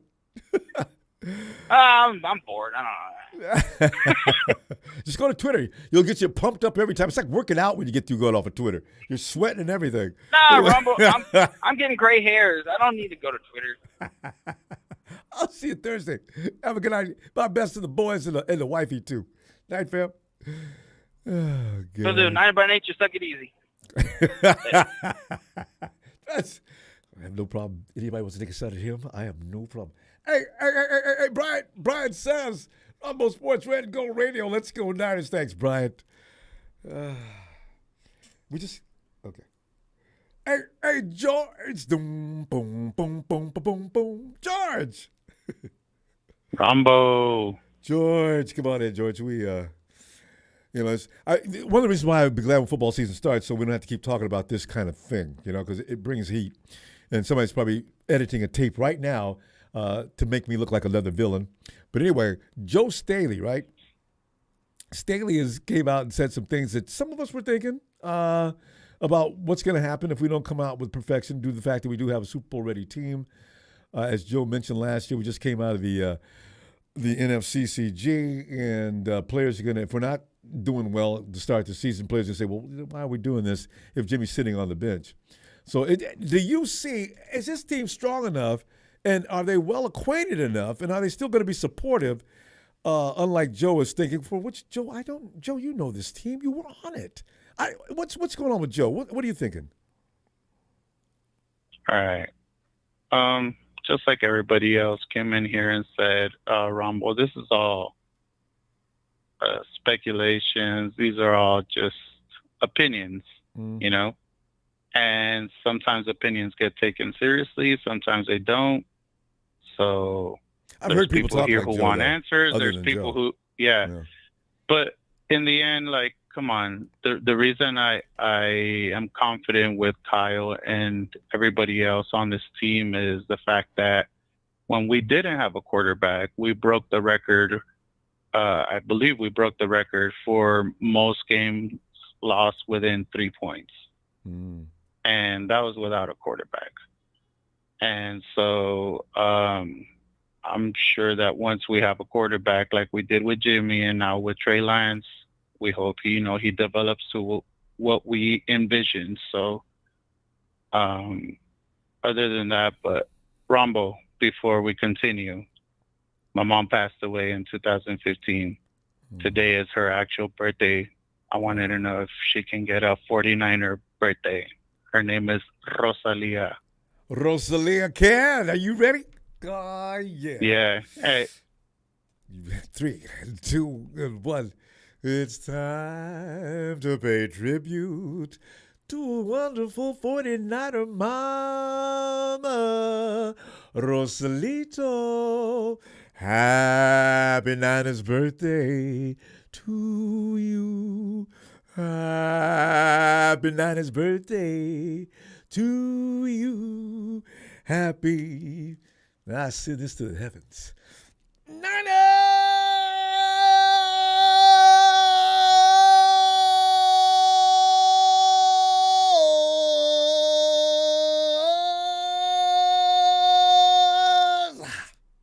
Birthday to you. Hey, George. Shucks, man. Oh, do hell that yeah. all day. Oh, man. Thank you, Ronbo. Hey, you're that welcome. means a lot. Like many people came in here and told you they've been listening to you for a long time, so have I. So we don't always call in, but we stay faithful to Ronbo as well, as he's a Niner. So like other people said, Thanks, George. Really appreciate that, Because I get a lot of things like Red Eye, who's about to get bounced. Hey, Red Eye, I've already told people about that. Anytime I see anything racist, political, or bigoted, you put yourself on thin ice. Knock it off. I'll tell you just once. Yeah. I just told you. Okay. But anyway, it's it's always fun to. But one thing before I go, Ronbo, to this guy Joe on the chat or all those Rams fans who says whose house this is, we all know it's Niner house. Because you live one in thing SoCal. I want to say, Ronbo, we don't have our players don't have their wives try to beg the fans to not sell out Levi Stadium. Okay, I'm in SoCal, but come on, man. You guys know we sold your stadium out, it out, even in the finals. But they panned out to the little Rams section only, little portion they have in the whole stadium. But we all know who it is, you know. Yeah. So that's why the Rams' wife house thing is Niners' house all day. And you know what's hey, like they say Levi South. Here's the thing: when they play the Raiders, And if you're gonna fix a game, then blow us out. Don't lose by 3 points. Exactly, my boy. Exactly. You got it. All right, Ronbo. I'm very thankful you saying happy birthday to my moms. Hey, it's my pleasure. Other than that, let's let other people come in and stuff, and talk about the whole topic that you wanted to talk about. So thanks, man. Good night, and thank you very much, Ronbo. Good night, George. Talk to you later. All right. Hey, yo, Ellis, since you're already on the mic anyway, get on in here, man. Yeah. I'm Bizzle. Yeah, man, I tell you, man, it's like we can't get to the season early enough because the season, after the games get started, all the speculation, all the conversation can be curbed toward what's relevant, which is the game, right? I can't wait till we got 2 days. Well, you know what? We got it till Sunday. But I figure as soon as the season starts, the energy flow will go in a direction we can all appreciate. But also, Joe Staley, and actually what Joe said, he's not the only one saying that. And people have been saying that a lot for since Jimmy signed. Has it been a week now? What are you thinking? Well, what did Joe actually say? I didn't get to see it. I've been working all day. Joe says he's concerned if Trey doesn't come out there and look perfect, that on a team that's actually Super Bowl ready, are the players going to remain diligent and supportive and stick with the plan, or are they going to start saying things like, we really don't feel like we want to wait if we got a team here that's got capabilities to get it done, and if we got Jimmy sitting there. The problem is having Jimmy sitting there, and they're worrying now that if I have something wrong here that it can be fixed, will I suddenly go to, damn it, I'm sick of losing. Come on, coach, put Jimmy in the game. I think that is what Joe is thinking because, him being a player. But at the same time, Joe hasn't been in the locker room a lot. And you know what I don't understand, Ellis? Joe was in the locker room. He's seen how the team gets along. If that happens, I'll be shocked. Well, are you expecting, is Joe anywhere near accurate? Honestly, I don't. It's not far fetched, Ronbo. Because I've been talking about it. You know what I mean, and I'm pro Trey all the way. I guess what I'm meaning and what I'm about to say is that the difference between Trey and all the other guys that got drafted, they all got drafted to shitty teams that are non-Super Bowl ready, that don't have the core and the potential that we've had. You know what I mean? Just within the past few years. I mean, look at the Bears. Look at everybody. Look at the Jags. Look at the Jets. Matt got lucky with the Patriots. Because of the coach and that pedigree over there. So he was able to have Ellis, let me hold you right there, though. You know season. what, Ellis? Actually, Mac Jones went into a situation. Belichick stacked that team. He had all kind of talent, especially defensively. He just had a couple of missing pieces. And what's his name from Arizona didn't work out as well as he should have. But Mac had a pretty good team around him. And that's what makes a big difference. No, I agree. No, I agree. Yeah, you're right. And but I wasn't going to say that the Patriots obviously weren't, like the Jags and the Bears and, the Jets and stuff like that as far as, potential or whatever. But I'm just saying as a whole. So Trey came to a team that had already been going far in the playoffs. We went to the Super Bowl. We're going far. We're contending. We're a contending team every year or in the past few years. and that to fall off of that, and to, I just feel like it's not going to be something that the team can handle, and I kind of agree with it. Yeah. I think that if Trey isn't getting, if Trey's not ready yet for whatever reason, or if something starts to, if we only got, if we're 3-5, and Jimmy's coming in, you know what I'm saying?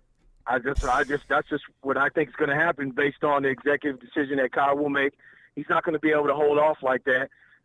If he does, then so be it. And Trey could very well turn it around. They could kick it in gear or whatever. Just this is all hypothetical. I don't expect for him to struggle like that.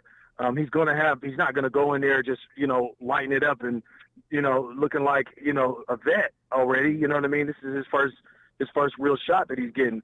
But I think just the culture and the team is used to winning and used to being contenders as a whole. And they're going to support Trey as long as they can. But some guys are going to be like, man, it's going to happen. It's going to start to come out at some point. And it's going to be probably some discussions, between the leaders of the team.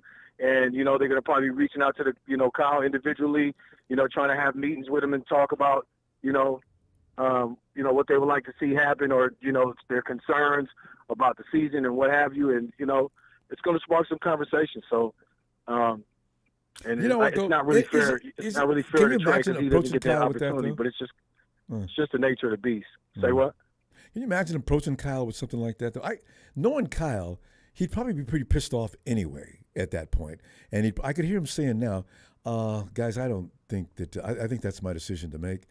I just want you guys to go out there and do your job, and everything should fall into place. I could see Kyle shutting that down. He's not going to yield to any pressure from his guys. And I think they know better than to challenge Kyle. Because Kyle, he's kind of scary on a certain level, don't you think? Kyle, you see him get mad, right? Some of those candid shots. And you see him get tense. You see him get tense and a little nervous too. You can see it. Yeah. He doesn't even have to have much expression on his face. You can tell by his movements, and just not even the expressions, but just his face and how it looks. You can, it stands out. Jaw's all definitely. Tight.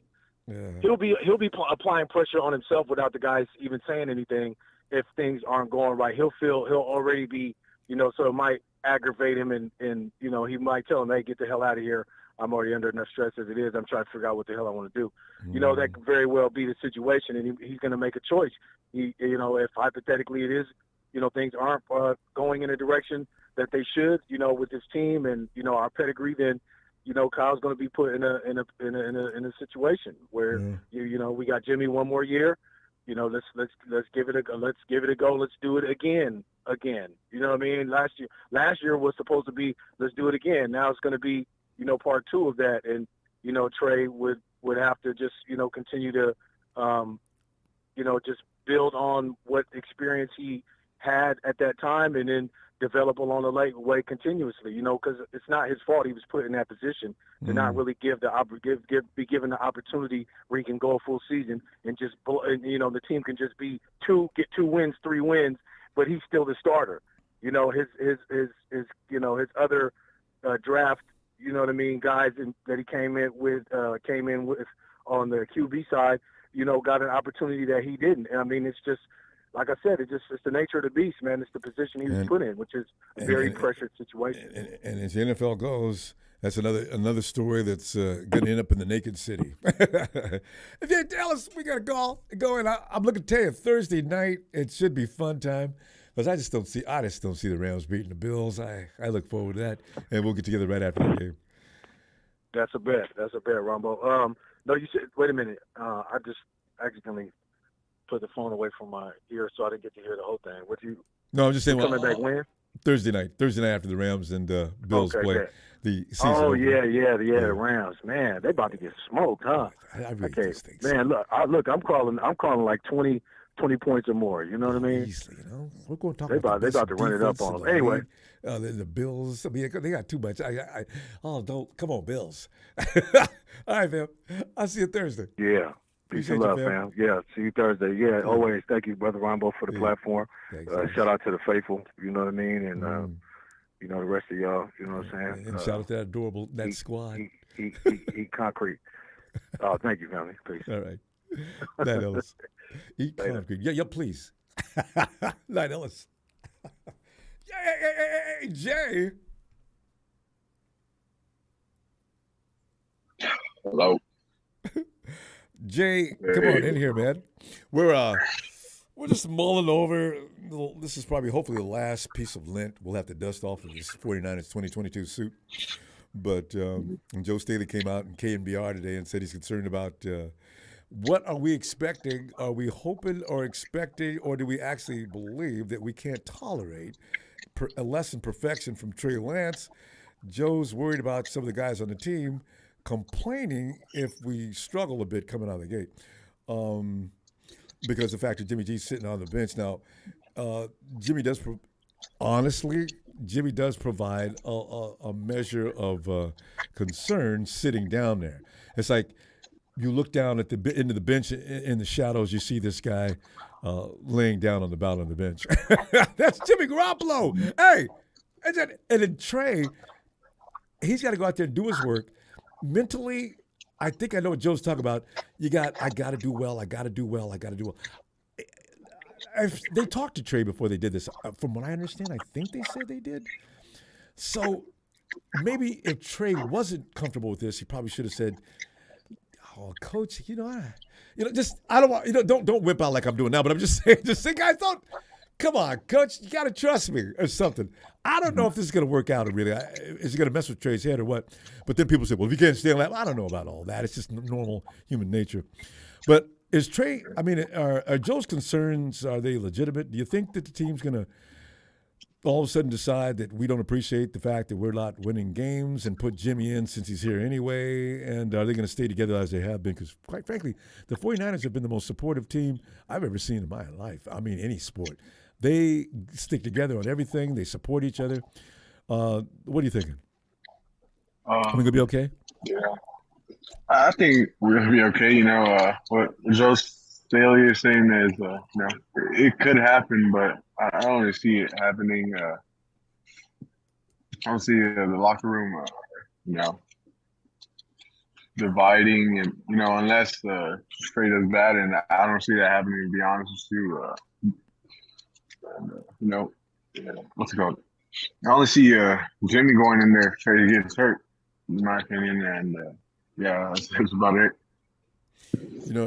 There is one question, though. I do wonder, I can't answer this question myself either.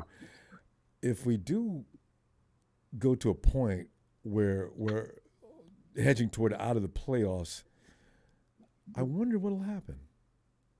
Because if Jimmy's just there just in case Trey gets hurt, I wonder how long Kyle's going to – because I think Kyle and John, I think there may be some question about their ability to run this team. This has to work. You know what I mean? Because otherwise, there's going to be questions at the end of the season I'm not sure anybody can answer. You know what I mean? Yeah. But we faced the Bears week 1 round, bro. Yeah, but after that, we got the Hawks. Everybody thinks that's going to be easy. Yeah. But after that, oh, man. Anything can happen week 1 because usually Kyle Shanahan and the offenses start slow week 1. So, who knows what could happen. We could probably lose. I heard it's going to rain that day, too. No, listen, week 1. No. No. I don't know if it's going to happen, but, I'm going to choose to win, clearly. But, it's going to rain in week right there, and I think in Chicago. So, yeah, it's going to rain right there. I heard it. So, it's going to be interesting. Hopefully, no one gets hurt. The field ain't that good anyway. I understand they made some. They changed their field. Yeah. Yeah, they made some repairs. Good thing. That field was so dry, Ronbo. It looked like dry or something. I don't even know what. We cannot have any incident where anybody gets hurt. Cannot. So, because when we went to play the was that we played the Jets that year, and we had how many injuries? Oh, because of that sorry ass. They just put that new surface down, and it wasn't ready for prime time. That was in 2020. 2020. I don't know. No. Nick Bosa got hurt. Remember? Yeah. Him and Solomon Thomas. And Jimmy too, for that matter. What's his name? That big lineman crashed into Jimmy's ankle, screwed that up. That was a bad week. Yeah, but that's about it, Rumbo. Not really concerned, but I'm gonna go. All right. Tell you what, I'll be back after the game Thursday night after we play the Rams. The Bills are gonna win. Bills play the Rams. Yeah. I feel sorry for the Rams. No, I don't. I'm glad they get to play the Bills first. They're the Super Bowl champions. So you guys get some Super Bowl-like talent coming at that ass. Well, yeah. Bye-bye, Rumble. Good night. Good night, Jay.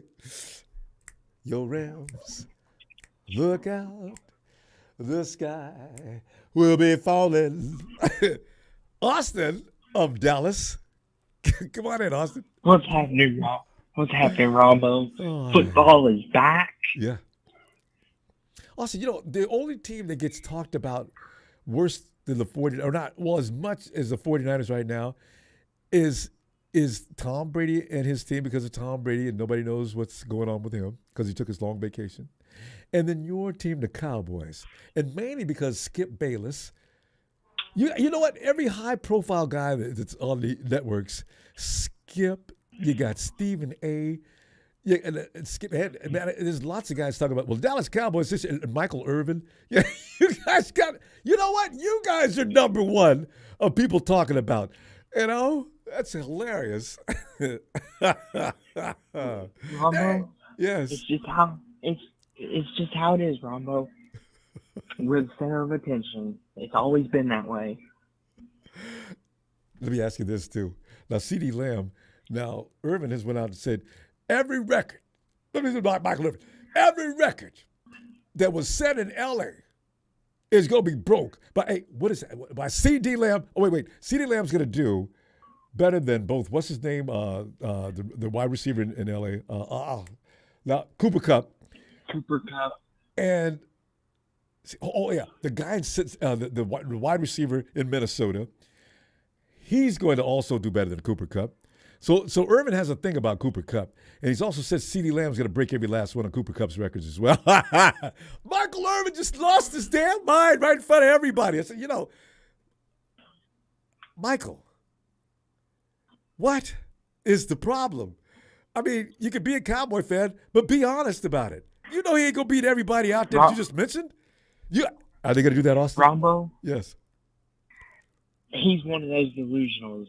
I love him to death, but we have to temper expectation. I'm going to say it right here, right now. CeeDee Lamb may have over 1,000 yards and 10 touchdowns, but he ain't going to break any records. I love him to death, but we need to stop this right now. This is what always happens, Ronbo. Yeah. Always. Well, there are. Well, the big guy that goes on ESPN all the time talks to Skip, ex-Cowboy lineman.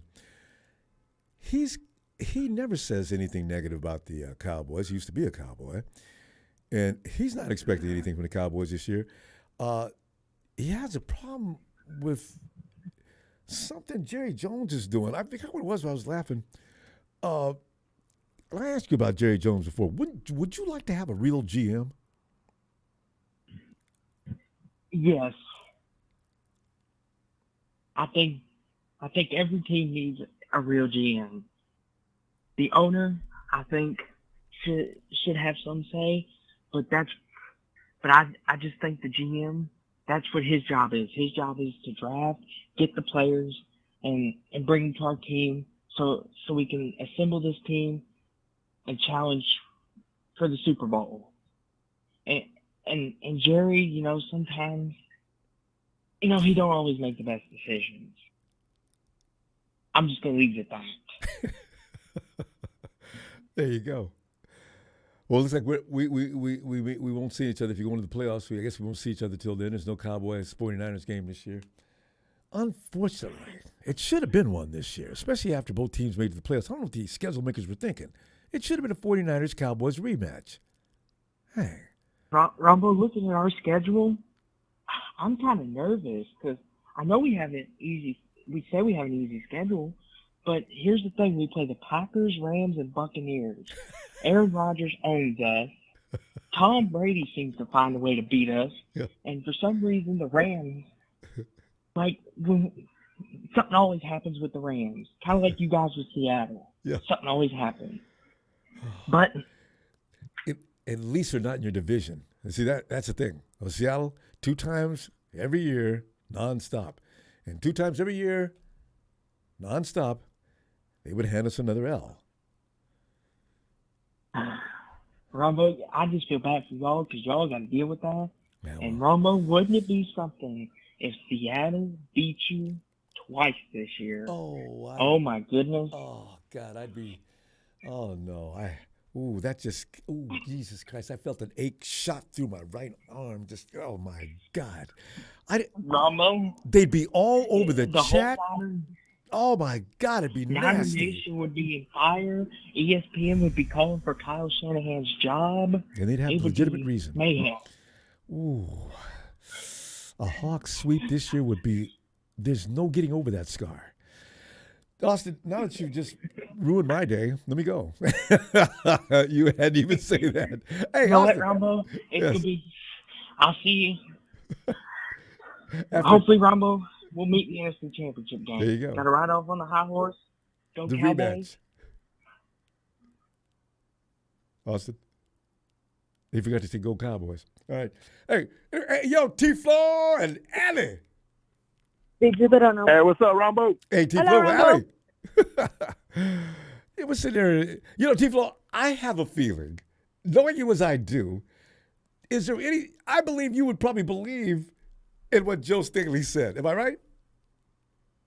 In a way, because think about it. He played the game. He's been in it with Colin Kaepernick and Alex Smith. There was a like from what I heard, there was like a little division when whatchamacallit became the starter. But when they saw Kaepernick win, that's when they said, all right, you know what? We can roll with this. They had their back. Yeah. Harbaugh knows what he's doing.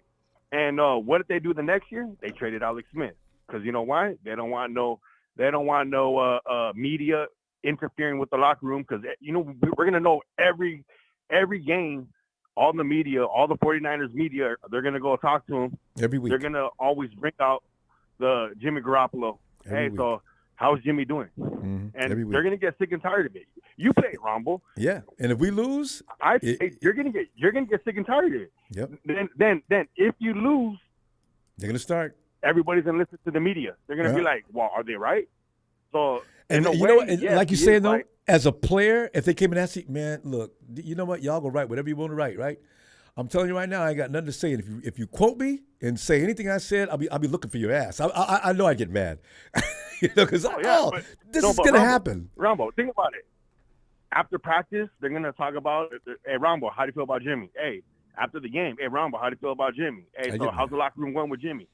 Like it's gonna irritate you because I know for a fact it's gonna irritate me. Yeah. And like we all know, everybody talks about if Trey Lance doesn't do good, if he gets hurt, it ain't Trey Lance who would get hurt. It's the offensive play callers who puts them into those running situations. And that's, I don't know why no one talks about Kyle Shanahan. Kyle Shanahan, it's coming. Remember, we just got off you just talked to that guy about a GM. Who's in charge? John Lynch or Kyle Shanahan? Kyle Shanahan. Even though we do have a GM, it's all on Kyle Shanahan. He's the one who has a final say so on the team. He's the one who picks the sorry offensive weapons that we've been getting, because there's a list of all the players that we've got that we traded up for running backs, traded up for wide receivers. They all didn't pan out.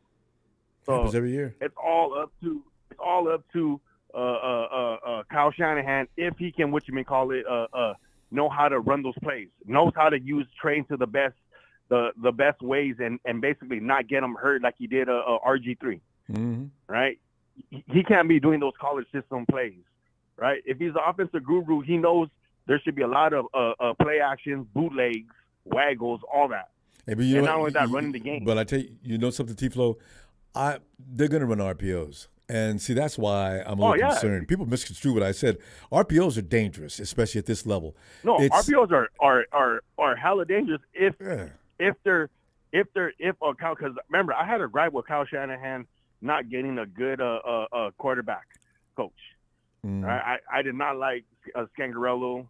He did not develop anybody. Everybody's talking about Jimmy Garoppolo.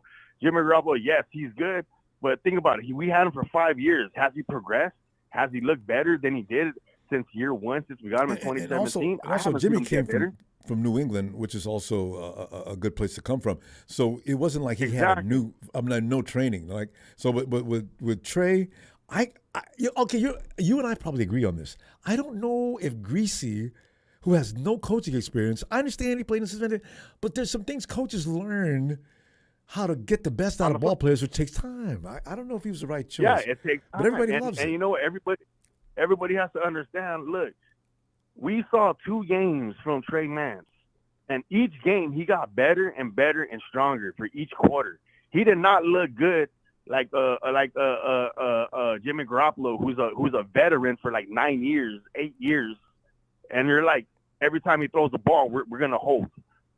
All right, everybody holds their breath. Right. Then when it comes to the fourth quarter, he does bad, but then again, the last 2 minutes he doesn't come back because of his poor playing. Those are 2 wide open linebackers. Like, what are you doing? Right? Like, you're supposed to be a veteran. You're supposed to know all these, the way the defense is running the system. You should know that. You're a veteran. You're like a 9-year veteran, and you're playing like a rookie. In playoffs, the year we went to the Super Bowl, Shanahan didn't even want him to throw the ball because, yes, even though we did have a good run game against Green Bay, he didn't even throw the ball because you know why? Shanahan didn't trust him. The week before that, same thing with Minnesota. Like, he didn't even trust him to throw the ball. So we got to understand, as of right now, Jimmy's a good backup, but then again, what do great coaches do? All right, Bill Walsh. All right, hey, Joe Montana, Steve Young's gonna be the quarterback. What they do? They go and traded him. Brett Favre, Aaron Rodgers is going to be the quarterback. You know, you're gone. All right, Alex Smith, 2 times. Cap's going to be the quarterback. Patrick Mahomes, you're gone. Like, every great coach knows how to get rid of distractions. Jimmy's great. Don't get me wrong. I like Jimmy too, but there's times where, like, man, what are you doing? You're supposed to be a veteran. You're supposed to get better every year. Every year. Even the players were saying that, you know what, during the summer, Jimmy doesn't answer my calls. He doesn't answer my texts.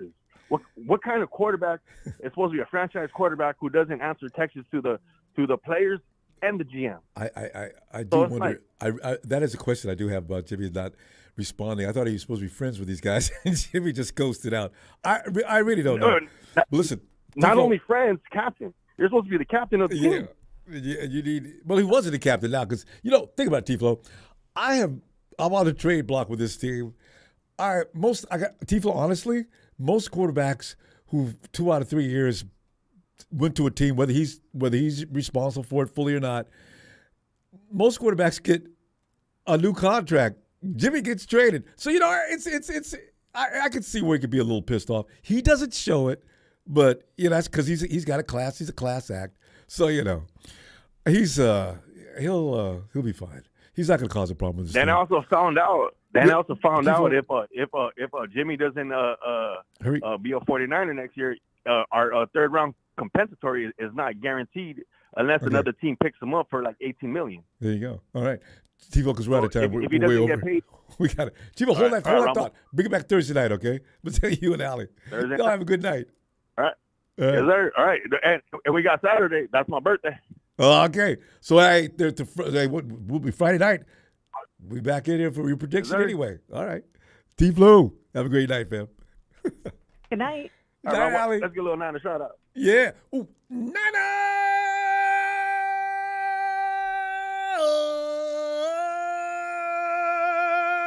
Allie and T-Flow. Good night, y'all. All right, Rob, have a good night. All right. And it's Top! That's 3 o'clock in the morning. Howard. Ronbo.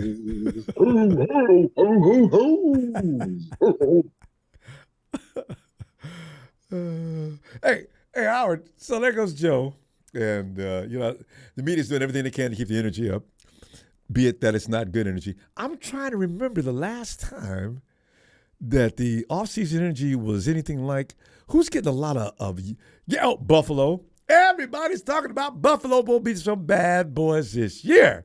Who else is getting love? But us, each and every year, the 49ers are this, they're that. Even the Steelers are getting love. And what did the Steelers do last year? Joe Staley sitting around saying things like, well, I'm a little concerned with if Trey's not perfect to start the season off, that there could be some animosity in the locker room, and guys could be asking or actually getting split between Trey and Jimmy, because if they're losing and the perfection's not there, they're going to be calling for Jimmy. See, that I think the 49ers must know that if you keep Jimmy over on the bench, I guess they had a talk with everybody in the locker room. So really, is Joe on? You think he's got something there? What do you think? I think we're just reading in this a little too deep. I mean, yeah, I agree with him as far as, Trey really does have to try to play almost perfect to perfect just to, get everybody off his back and get the guys like, all right, he's our guy. You know what I'm saying? So I think he has a point to that. But there's other things that everybody fails, everybody's not mentioning, is that Joe actually said that he personally believes Trey will be just fine and he will do good this season. I mean, yeah, mention all plus and upside. It's like we hang on to negative press and make it as fact and gospel, when in fact it's just people just stating their thoughts. That's it, And we all love Joe Staley. We love him. You know what I'm saying? We respect him. So I guess we respect his word more so than, whoever. But yeah. Well, I he's think the kind of guy, just like open-minded. Joe Montana. When you hear them talk, you tend to listen. You'll listen to him before you listen to another fan or another beat writer or something like that, right? Because they actually played the game. Joe's been in that locker room. That's why I took pause to what he was saying, because I says, now why would Joe think that? He was in that locker room, and it's only been a couple of years. A lot of those guys that he played with are still in that locker room, which actually made me think, I ought to bring this to the table tonight, see what anybody thinks. That's why I was a little startled by him thinking that way. Yeah, I think he probably is worried for Trey just because he has pressure to play perfect. You know what I'm saying? He don't want the guys to turn on him. You know what I'm saying? And if they do they that, know who he is, though. He's a young quarterback. I don't know why they would do yeah, that. I know one guy who won't turn his back on him, Brandon Ayuk. Yeah, they become close, really close. So, you know what I'm saying? I can't see Debo. The same guys who defended Jimmy, I can see them going to bat for Trey as well. You're not going to see anybody running out there saying anything. I think they got an agreement amongst all of them. But you never heard anybody say anything bad about Jimmy on that team, and you're never going to anybody say anything bad about Trey either. I don't see that. Yeah. Not to the media, agreed. For sure. Yeah. Like, I agree with that. You know what I'm saying? Jimmy going to play his part. You know what I'm saying? I have no problem with Jimmy being on the team still, you know what I'm saying? Just, you know what I'm saying? Hopefully, we don't need his services, you know what I'm saying? Hopefully. Yeah, no. In any field capacity, sorry, my fault. No, I see Jimmy helping out, doing a lot more than what, even when I expect. Because I really do think Jimmy does have, he knows Trey's just out here trying to get a job like he is. And he's not, neither one of them made the choices they made. They're just in that choice, right? So there's no point in being hostile. As I said, Jimmy knows what it's like to be treated like a dog. Tom dogged him. They were friends, but Tom, I'm not teaching him a damn thing, and he didn't do anything. But Jimmy just watched closely. He reminded you running around on the sidelines and let's go and everything, like Tom when he first came in 2017, which was really funny. I said, look at this. Jimmy's like doing an imitation of Tom, yelling and screaming on the sidelines. The short passing game Tom had back at that time.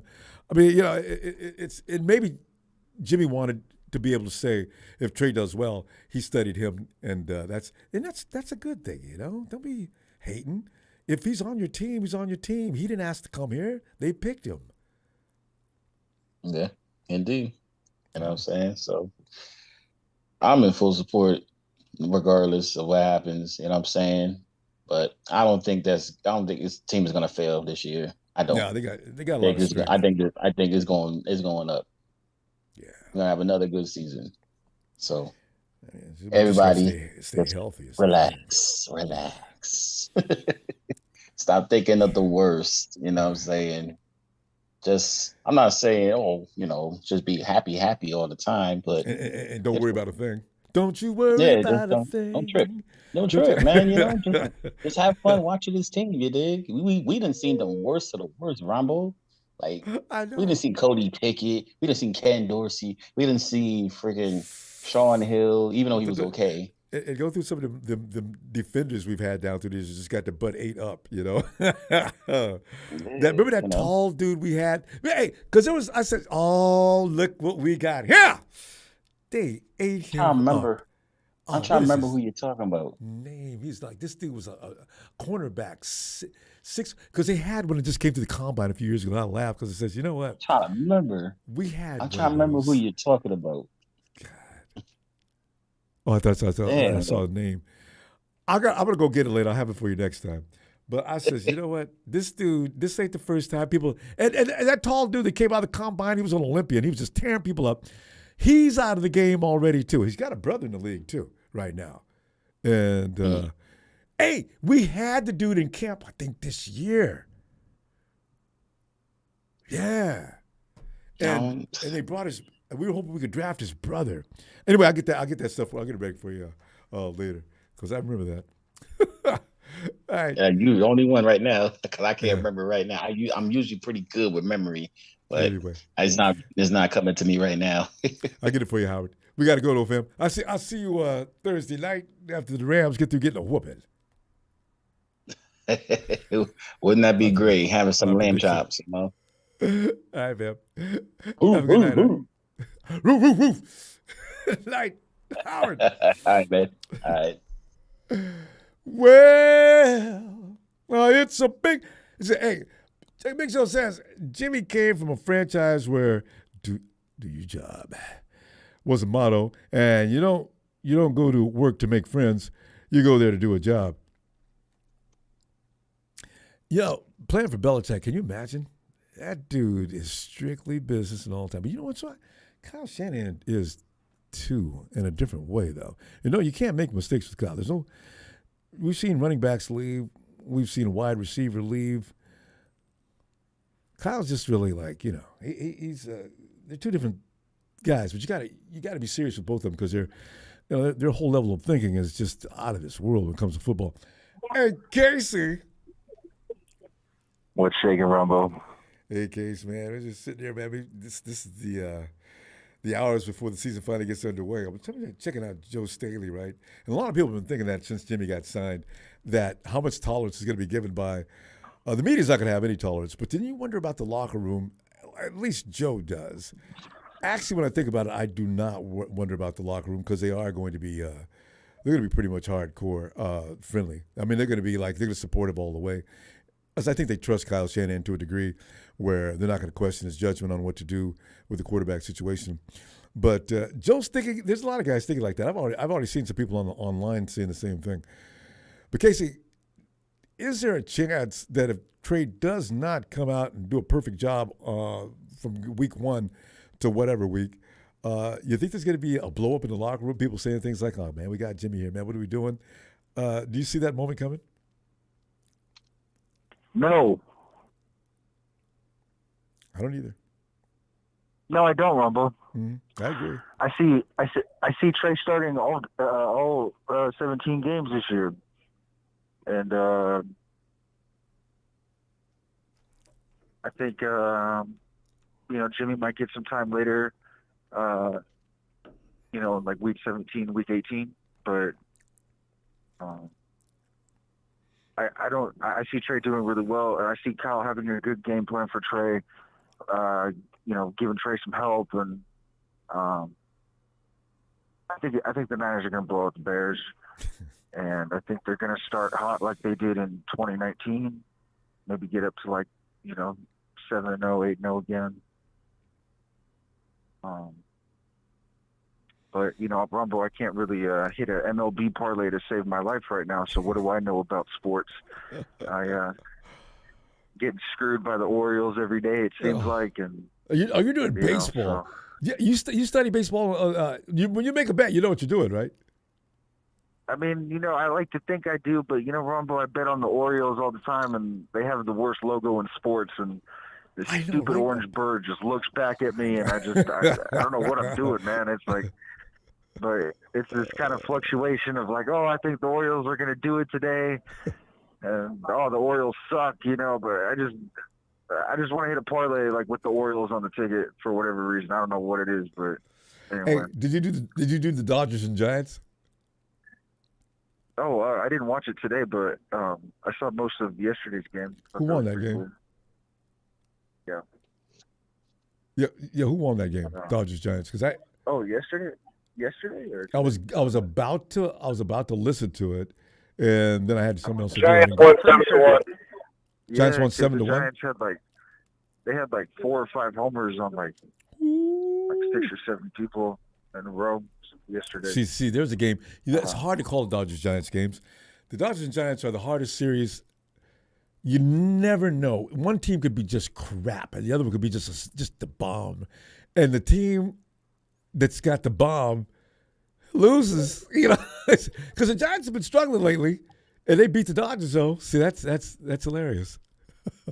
Yeah. See, that's a bet you lose. See, because you don't stay away from those games. Robert, did you look at the unofficial depth chart today? Yeah, does it look right to you? I don't question it because I feel silly when I look at it. I don't know what I'm reading. I hate how it's written, man. I never understand who the second and third string wide receivers are and stuff like that. No, okay. But I was looking at first string, the first column, second string, second column, third column. It actually does make sense when you look at it. I wish it was more like. I wish it was written like a Madden depth chart, But anyway, I was looking at the defense, and what really stood out to me is that Fred Warner is probably the most important person on this defense right now. And I think the season's going to go. It's between him and Nick. The season's going to. Yeah. But I think in terms of their position group, if the D-line lost Nick, they would still do good. But if the linebackers lose Fred, that's going to be really tough. So I think this season really revolves around the offensive line and a good defense, and that's kind of been the recipe for a while. But I don't see Trey struggling mightily. I don't see him. And I don't think Kyle's going to let him struggle. I think Kyle's kind of a coach where he's smart enough to figure out how to keep him safe for now. And then later on, maybe they'll explore some options. But I think Kyle's going to know how to protect him or keep him in a situation where he can't really fail. Because that's what he should do. And I think the defense is going to eat on Sunday, Rumble. I think they're going to really keep the Niners in the game. Sunday, one way or the other. Yeah, I think you're right. Yeah. You know what's so funny, though? And then Chicago, just in time, ESPN puts out Bears offense got this much return, and they look solid or something like that. I said, I don't know why. Do you need to say this now? You got to wait till next week. Yeah. I don't need this. So, Rumble, is Jason Verrett playing on Sunday? No. Oh shoot, he's still on. He'll be out. He won't be. When Brett shows up, we'll be 4 weeks into the season, probably minimum. Maybe comes back with Jimmy Ward.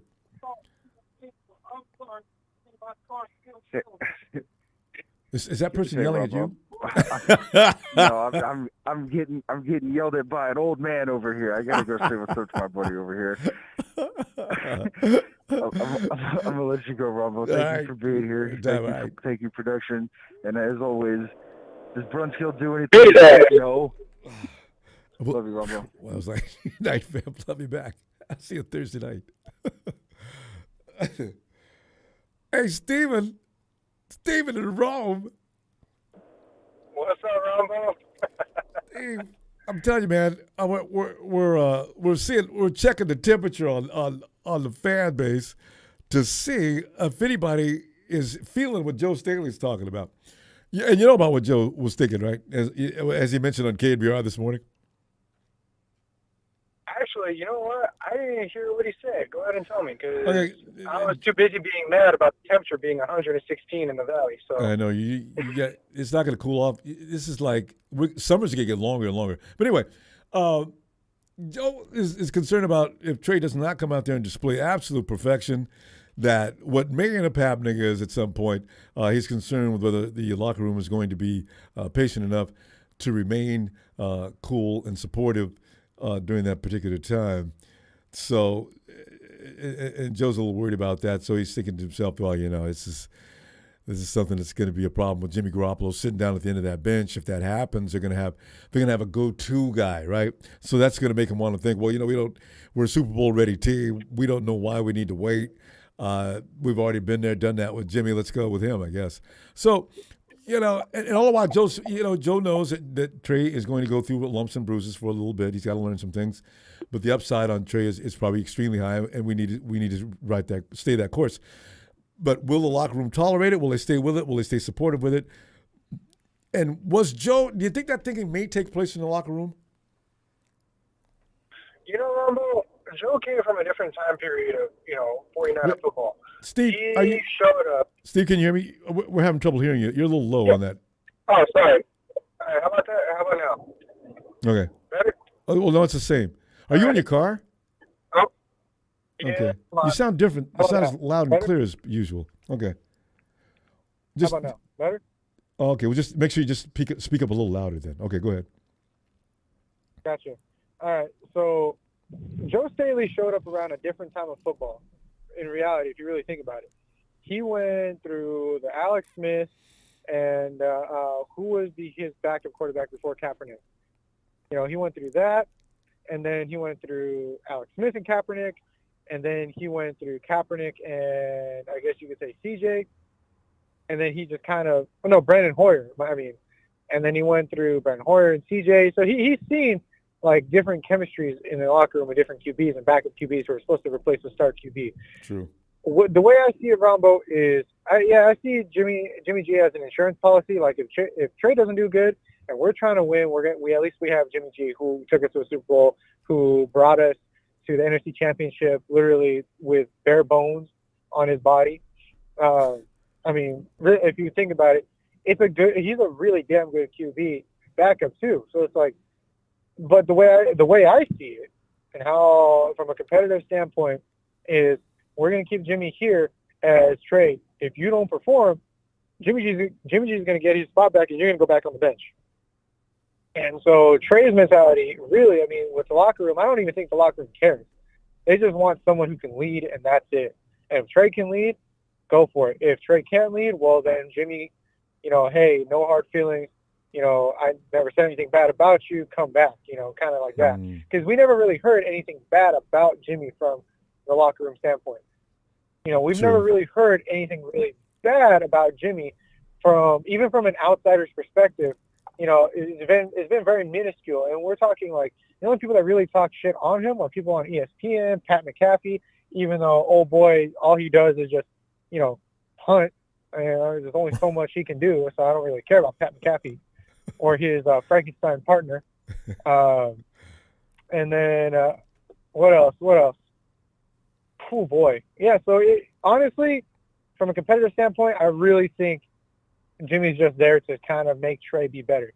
Because I wasn't there back in not 95, but like 94, 93, when Joe Montana and Steve Young were still together on the same side.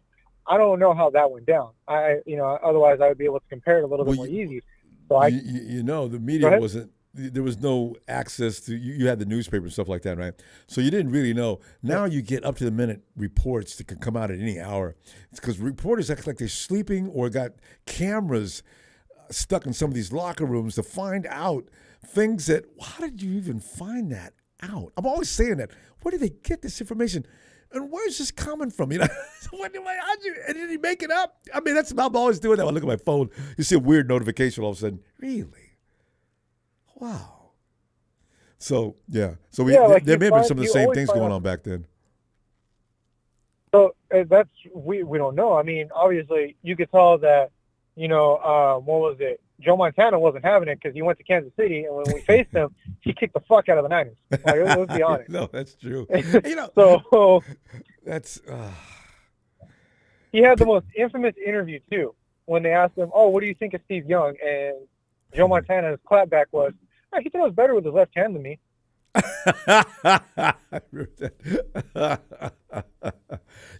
So that tells you quarterbacks have egos, quarterbacks have egos. Of course, they're not happy with things like that. They may not say it, but Jimmy's the quietest guy I've ever seen about all of this. And I've never seen a quarterback say not a damn thing about anything. And when you ask him, like they tried to ask him in the media conference, they so Jimmy's a little bit of a little blow to your ego here that you're now backing up Trey and this and that. I mean, is that something that you're going to be able to deal with? And Jimmy came back at him nice. If you got a problem with that, probably you check your ego. I said, look, go, Jimmy, get him off you. So. Hear me on this. I think what will happen if Trey gets hurt, we're going to see a Jimmy like no other. We're going to see a Jimmy that is like, because he knows it's going to be his last year. And he knows he doesn't want to be, backup.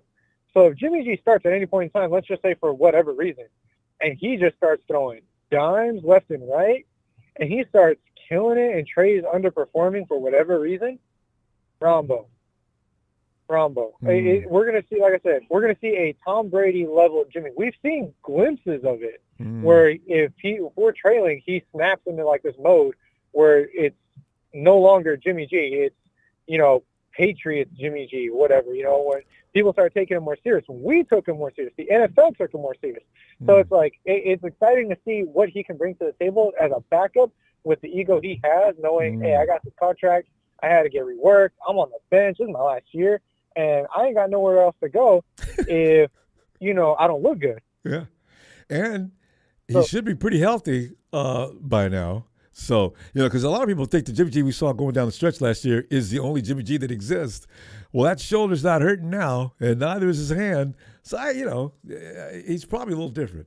Yeah. So, anyway. His ankle, his knee, his shoulder, his wrist is a whole different ballgame. But I also heard that the Rams are going to play the Bills this Thursday. Yeah. So, be looking for that after that game. Hopefully, we'll be laughing our ass off. Hey, what's his name? Stephon Diggs and Josh Allen. Yeah.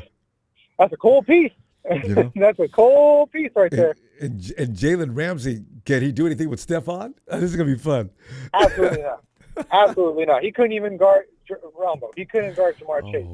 Stephon Diggs is just as good as Jamar Chase on routes. But anyways, Ronbo. You and Rome. I'll see you Thursday. It's fun. Good night. See you Thursday, Ronbo. Looking forward. Night, fam. Hey, Donut. Tanisha. Way down in the jungle deep. In 2 days, the Rams will fall to the Buffalo Bills' sanctified funky feet. Matthew Stafford will look up and say, Mother Duck Plucky, can't you see? You standing on my sword, aching feet. Now we all know Aaron Donald is going to try to come hard and fast, try to get a sack. Meanwhile, Josh Allen going to smile and wink.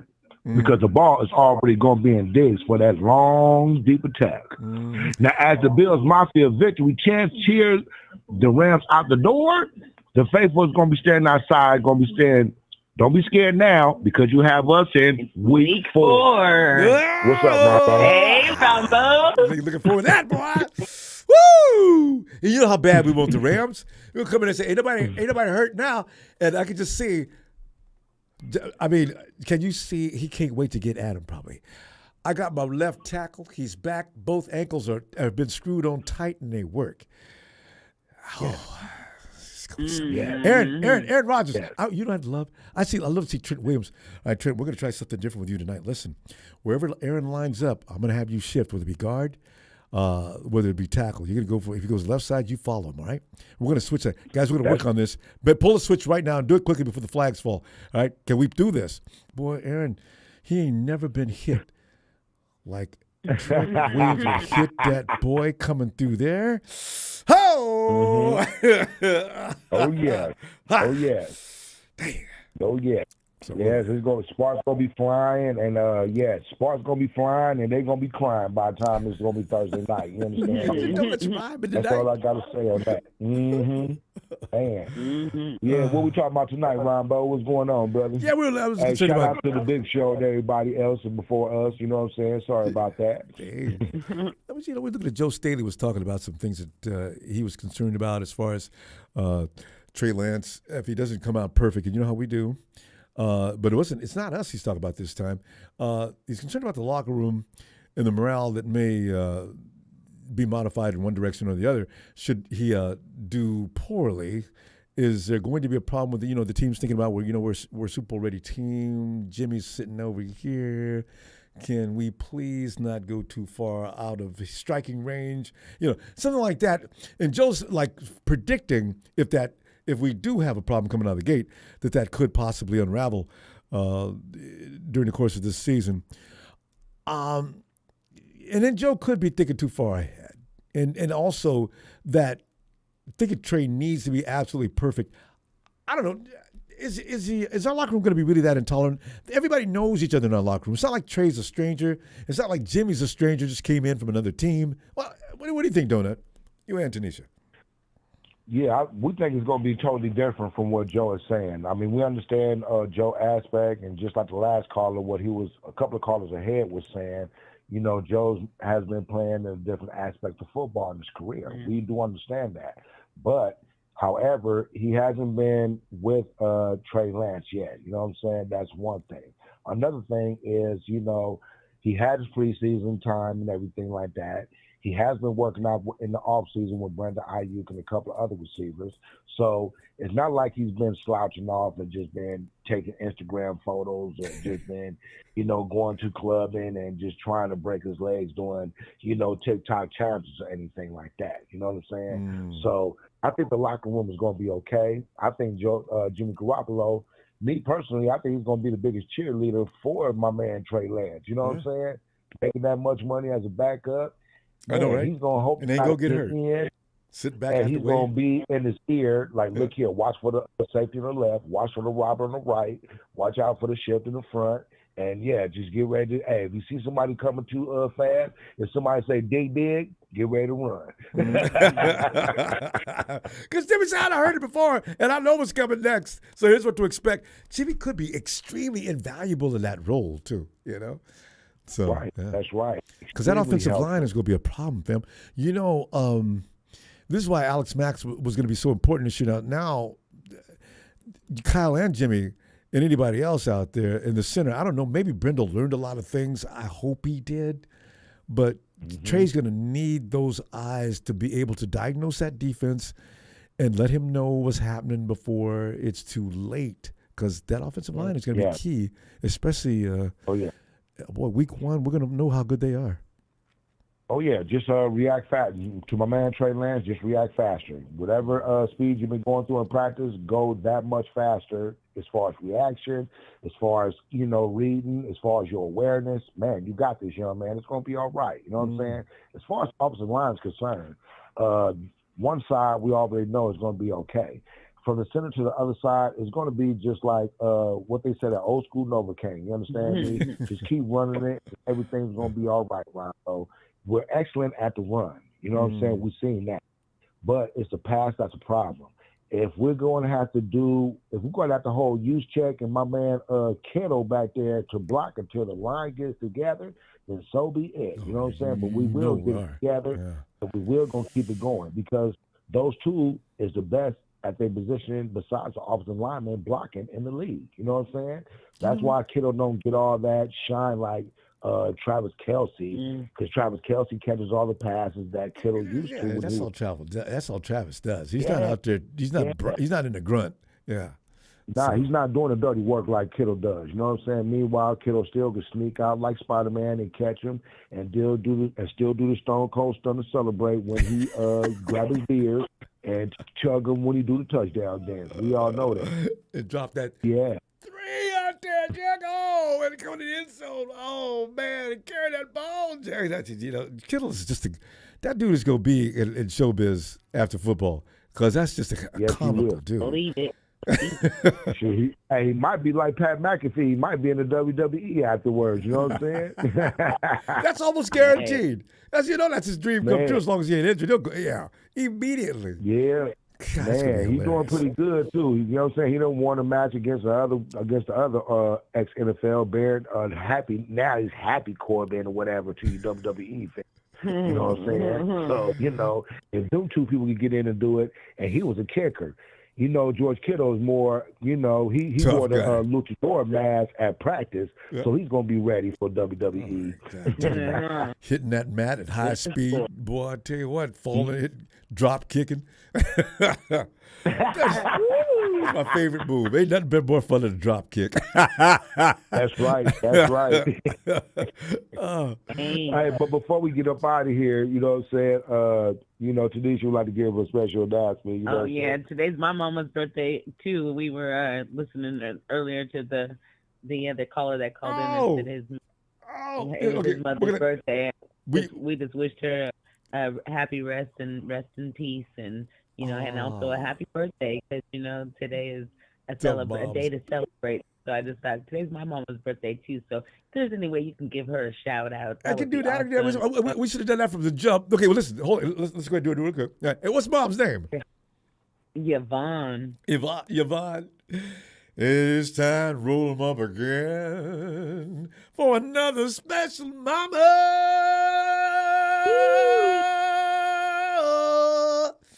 Yvonne, happy 49ers birthday to you. Happy 90th birthday to Mama. Happy 90th.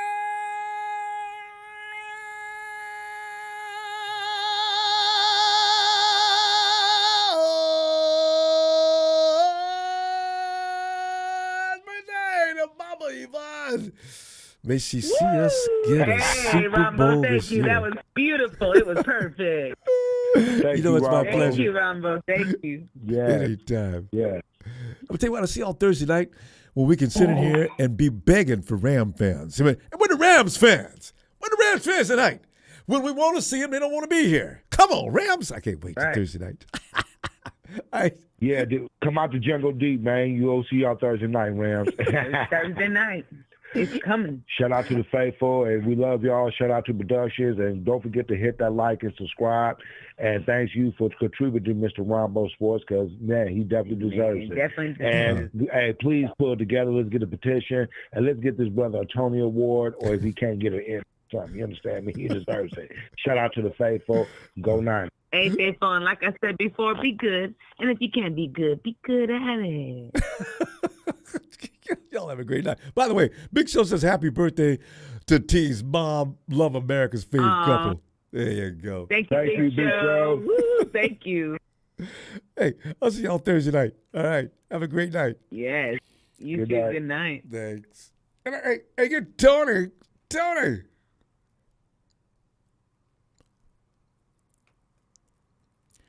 Tony.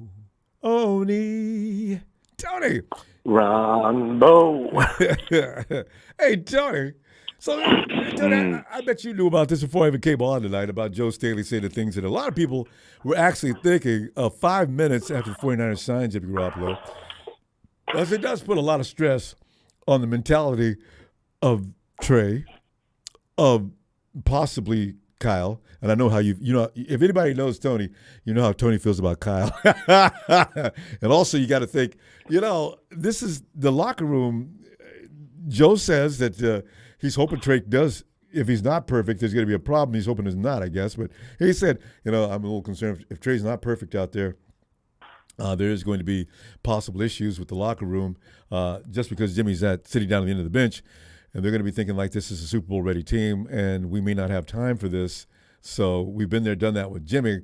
So, I'm concerned with that. And, I'm thinking, Joe, don't say these things, Joe. But he did say it. And here we go. Now that seed's been planted. Tony, is there any validity? Do you believe that there's reason to think that this locker room's going to, oh, God, Jesus Christ, they're going to go nuts all of a sudden if we're losing? Well, Ronbo, first of all, you have to feel sorry for Trey because for him he's got to at least beat the teams that Jimmy used to own, like the Rams. Don't worry about this game.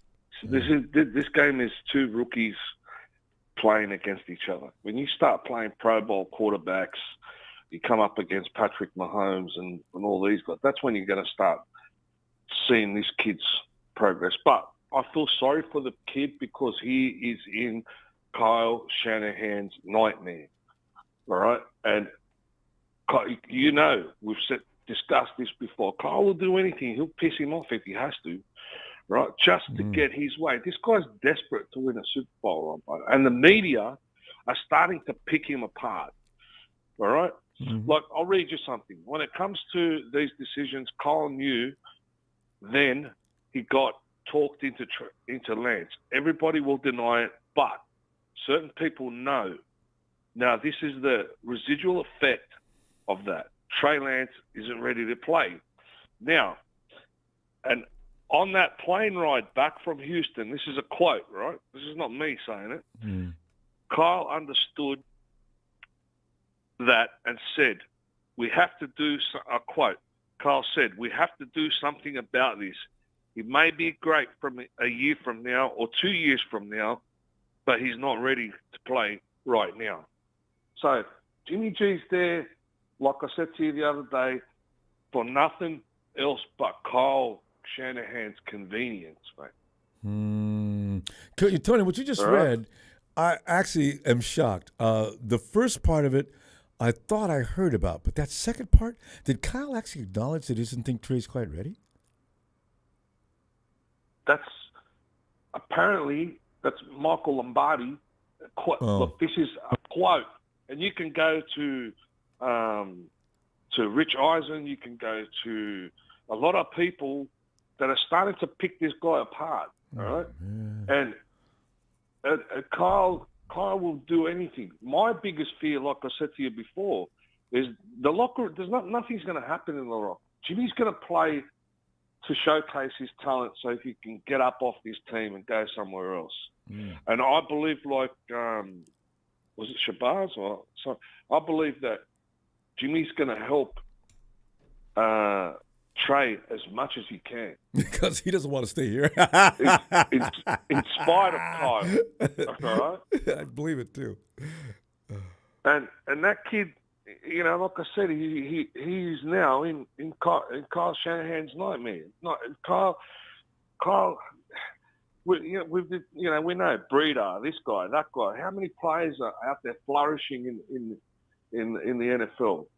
I would love for Trey to have a chit chat with Kermit the Frog, all right, and say, how's your relationship with your coach over there? With, what's his name? The big fat dude? Oh yeah. Fonzie. Is that Fonzie? Arians? No. Is it I thought you were talking about the real. Oh yeah. No. We say, you know what? Coach Arians could be Fonzie. Yeah, because they're both big guys. That was an accidental joke. Yeah, it's Bruce Arians. Not Bruce Arians, but Andy Reid. Andy Reid. He's Andy Reid gives this guy free rein. Right? Yeah. Kyle Shanahan's Gestapo. It's got to be done like this, like that, like that, like that, like that. That's what you got to do, and that's it. So I feel sorry for the kid. I really do. I feel sorry for him. And Kyle might accidentally get a punch in the head from his dad. If it's too early to put the kid in, why are you putting him in for? Are you caving into media pressure? Don't cave into media pressure if you're a professional. If you think the kid's got potential, but he's not ready yet, let him sit for another year. Right? Because if the people in the locker room get the shits, All right? They're just going to walk and go to other teams. No, Kyle, you're not renewing my contract. I'm going with McVay or I'm going with McDaniel over there. That's my or Tampa biggest Bay. fear, all right? Everybody loves South Beach. Yeah, but check out your email. I've sent you heaps of info. You know, have you seen the interview? Have you seen the interview with Richard Sherman and what's his name? Geez, I must be getting Alzheimer's. Yeah, that show that he does. Are you talking about what he said about the situation regarding the Trey Lance and Jimmy Garoppolo? You know, Tony, we're going to run out of time here, but here's the thing: Kyle is getting caught saying things a lot. What is he thinking? I don't know. What is wrong? Anyway, Tony, Big Show wants to know if you got a Twitter account. No, I don't have any social media. Social media. Okay. Well, I don't even know how to get on Twitter. Oh, you don't want to. I'll look it up. Boy, that's a great boy. I tell you, fighting goes on Twitter like you wouldn't believe. Yeah. So you might, I'll just let you know if you do want to get a Twitter account, get ready. God. No, that's all right. I can handle it. I'm a big boy. It could get fun sometimes, especially when you not. Anyway, Tony, we're gonna go. Let me see you Thursday. All right. All right, brother. Check out your email and you'll see. Yeah, well, because I can't wait to see what you're talking about here. Yeah, because I get to my email. Shout out to everybody, and I'll see you in the next chapter. I'm looking forward to it. Have a great night, Tony. Cheers. You too, mate. Cheers. Big Show, thanks for the contribution. And all. It's Tony, Atlanta's favorite dude, Tony. Tony, with 2 wide receivers. Tony, you know what? Every time I look up, I see something about you guys realize you've got 2 wide receivers. When I think about you just picked up what's his name this past draft, and then you got the tight end / wide receiver. My draft crush for 2021. Tony doesn't even appreciate it. That's why I Tony. Yes, sir. Tony, you're a big tight end. How's he doing? I'm gonna ask you about him every time I call. Every time you call. Oh, he's catching everything like sandpaper. Running routes. Caught a bomb against the Jets, then we took him out the game, preseason. Okay. Anyway, Tony. The big thing is we want to make sure Drake London's ready to go. He returned to practice yesterday. Hey, how tall is Drake London? London? Ready to go. Tony. Yes, sir. How tall is Drake London? 6'4". See, this is what I'm talking about with Atlanta. Whatever shortcomings you guys have had, periods of time when things weren't ludicrous, or weren't pleasant, it amazes me how you can still get that top-rate offensive talent damn near all the time. And now Julio is over there with Tom. Reminiscing. It's funny you say that because I was reminiscing. I was trying to figure out what went wrong in 2018 and 2019. We finished 7-9 both those years with all that talent. Ridley and Sanu was still doing great then, and Julio and Austin Hooper and Devontae Freeman and Tevin. Ronbo, we should have finished 7-9. I mean, those just years. Anybody listen to all these names, just think, my God, it's. When you had Kyle Shanahan, you went to the Super Bowl, right? And Kyle was up in the booth running the offense. Now, what if? But you know what? You still had a great defensive coach down on the field, the head coach too. You guys, that was the perfect. Dan Quinn knows all you need to know about defense. You guys had the perfect mix to just dominate. It's just something accidentally went wrong, like with the 49ers in the fourth quarter. And people pretty soon are going to associate those fourth quarters with Kyle Shanahan. Boy, because you know what? Well, fourth quarter, 10-point lead, Super Bowl. 10-point lead versus Rams last year. How many points were you up in Atlanta? We were up 28-20. Julio just made that great catch. Remember that catch he made late in the fourth quarter? Yeah. We had it first and 10 at the 22. We ran the football. We got Devontae Freeman on the tweet to the left We lost the yard. It's 2nd and 11 at the 23. That's when, excuse my French, Ronbo. I like Shanahan, but that's when Shanahan fucked up. See, two passing plays in the shotgun on 2nd and 3rd down instead of just running the ball. You know how that momentum had switched from 28-3 to 28-20. Yep. Just run the ball, even if we don't gain another yard. Matt Brain was the Pro Bowl field goal kicker. We kick a field goal. We were up 31-20 with under 4 minutes left. And run clock. You know? Yes. See, that's what I'm saying. You know, and that's what I'm saying. Those fourth quarter, somehow we're going to lose it. If I see that one more time, you have to put the spotlight on Kyle. You really do. Kyle's an awesome. He knows how to make a team work and run, and the engine. I mean, it's like a Maserati out there. But in the fourth quarter, all of a sudden, it turns into a Chevy truck. His ego cost us the world championship. In my opinion. Maybe he just has bad Ronbo in Super Bowl 51. I'm gonna take a quote out of Colin Cowherd because I play this in my head. He said this on Monday morning.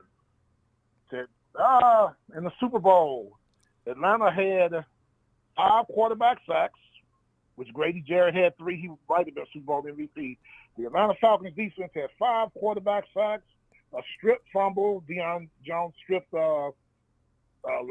LaCorey Blunt, a strip, a recovered fumble, and an interception, a pick 6, and they still lost. Man. How does your defense have 5 sacks, a strip fumble recovery, and a pick 6, and you still lose? It doesn't make any sense, does it? No. This is why when people say there's Super Bowls are scripted, every now and then I actually entertain these thoughts. That Super Bowl we lost where clearly the Chiefs did not have an outstanding offensive line, but they held the 49ers defensive front, which was really tough that year. They held them in check for 4 quarters. Then you look back. I held them like 3.5, 4 quarters. What did they have, 13 points or something like that or less? They were down. We had the Chiefs hadn't scored anything until the fourth quarter. We had them. They were down some ridiculous score. And then you watch the replays and you're watching how they're going about getting away with holding and everything else. That would have put them in deficits up and down the field all day. Some of what you saw in the Super Bowl the following year could have been called the same way the year before. But the flags weren't being thrown, and they let them play. And that played right into the advantages of the Chiefs. Yeah. I'm over it, but I'll never get over Super Bowl 51. No, you can't get over those kind of losses. Vince Lombardi had that turn. Vince Lombardi actually turned over in his grave in Super Bowl 49 with the Seahawks. Lombardi's been turning over a lot because he's had greatest quarterback. Some people arguably the greatest quarterback in football history with his skill sets. No. And and Aaron has found a way. Doesn't get any flack. He gets raises. He has found a way for over a decade to not even get into the playoffs, to not get to a Super Bowl, and when he did get to the playoffs, he's been excused. He lost a lot of NFC. He lost the NFC Championship with the 2014. Got Russell Wilson. No, it was Russell Wilson to us. Lost the NFC Championship to you guys and to Tampa. Yeah. Back to back. Highest paid quarterback in the league. Yeah. Anyway, Ronbo, it's not a popularity contest. Yeah, I'm not going to criticize Aaron Rodgers. You know, I do like his style. I love the way he plays. His antics off the field, I find amusing.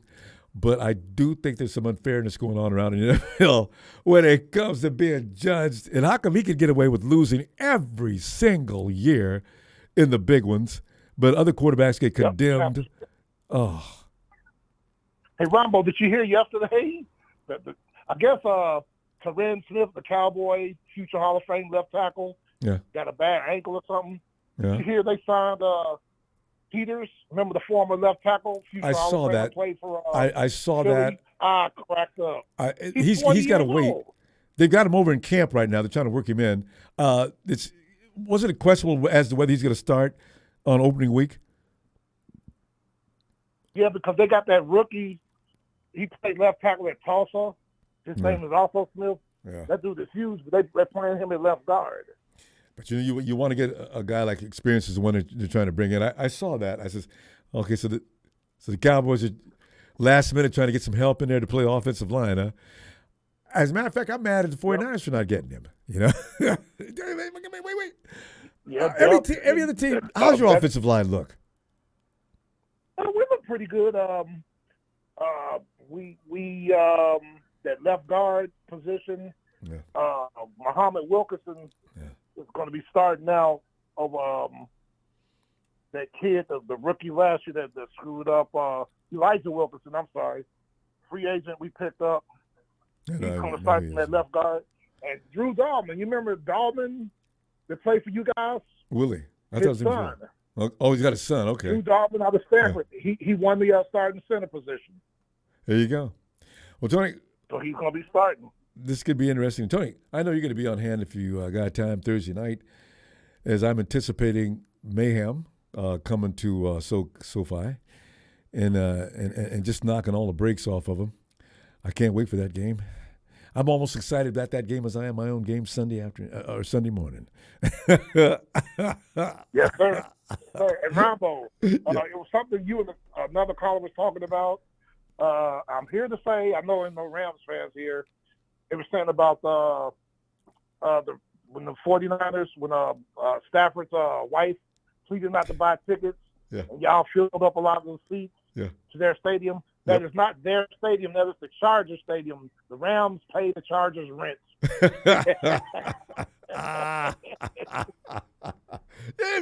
So every time they ask, whose house is it? It's not your house. Yeah. It's the Chargers' house. Because when the Chargers play home games, when the Chargers play their home games, they fill up the stadium. Tony, the Rams. Tony, the Chargers go take all the Rams thunder this year. They're going to take their fans and everything else. Chargers are seriously dangerous. But Tony, I'm going to see you Thursday. Ronbo. Can't wait. Yes, sir. All right. This AFC though, Ronbo, it's ridiculous. Indy, the LA Chargers, Cincinnati, and Buffalo. Terrible. Those teams, then you throw in Baltimore, Kansas City, and Denver. Ronbo, it's going to be a war. You even have to be nice about the Raiders because they beefed it up. I hate to say it. Yes. All right. I'll tell you what. I'll see you Thursday, Tony. I'll see you Thursday, Ronbo. It's been a peaceful chat tonight about those Ram trolls there. I know, because they know they're scared. Night, Tony. Yeah, that's why they're not in here. Good. Night, Tony. Hey, Jimmy, well, that's interesting. Notre Dame. Dollar went to Notre Dame? Wow. I'm trying to think of any players out of Salinas that really, there's been a couple of guys that got into I know a running back that got there, but he didn't do well from Salinas High. I don't know Dahlman's history because I left Salinas a while back. But anyway, ma'am, thanks for the contributions tonight. And please, if you see any BS on Twitter, people doctoring up films and putting on me, please take up my case until I get there. A lot of time I don't see it until it's late. Most of the, God, that is so sick. And fam, as I say, I'll see you Thursday night after that Rams whooping. Oh, don't let them win, please. Get them. Come on, Buffalo. Please subscribe so I can find you when we get together to do this again. And hit that like. I'll see you Thursday night. What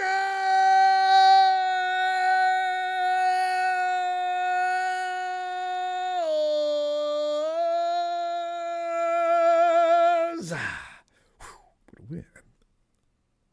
Go Buffalo.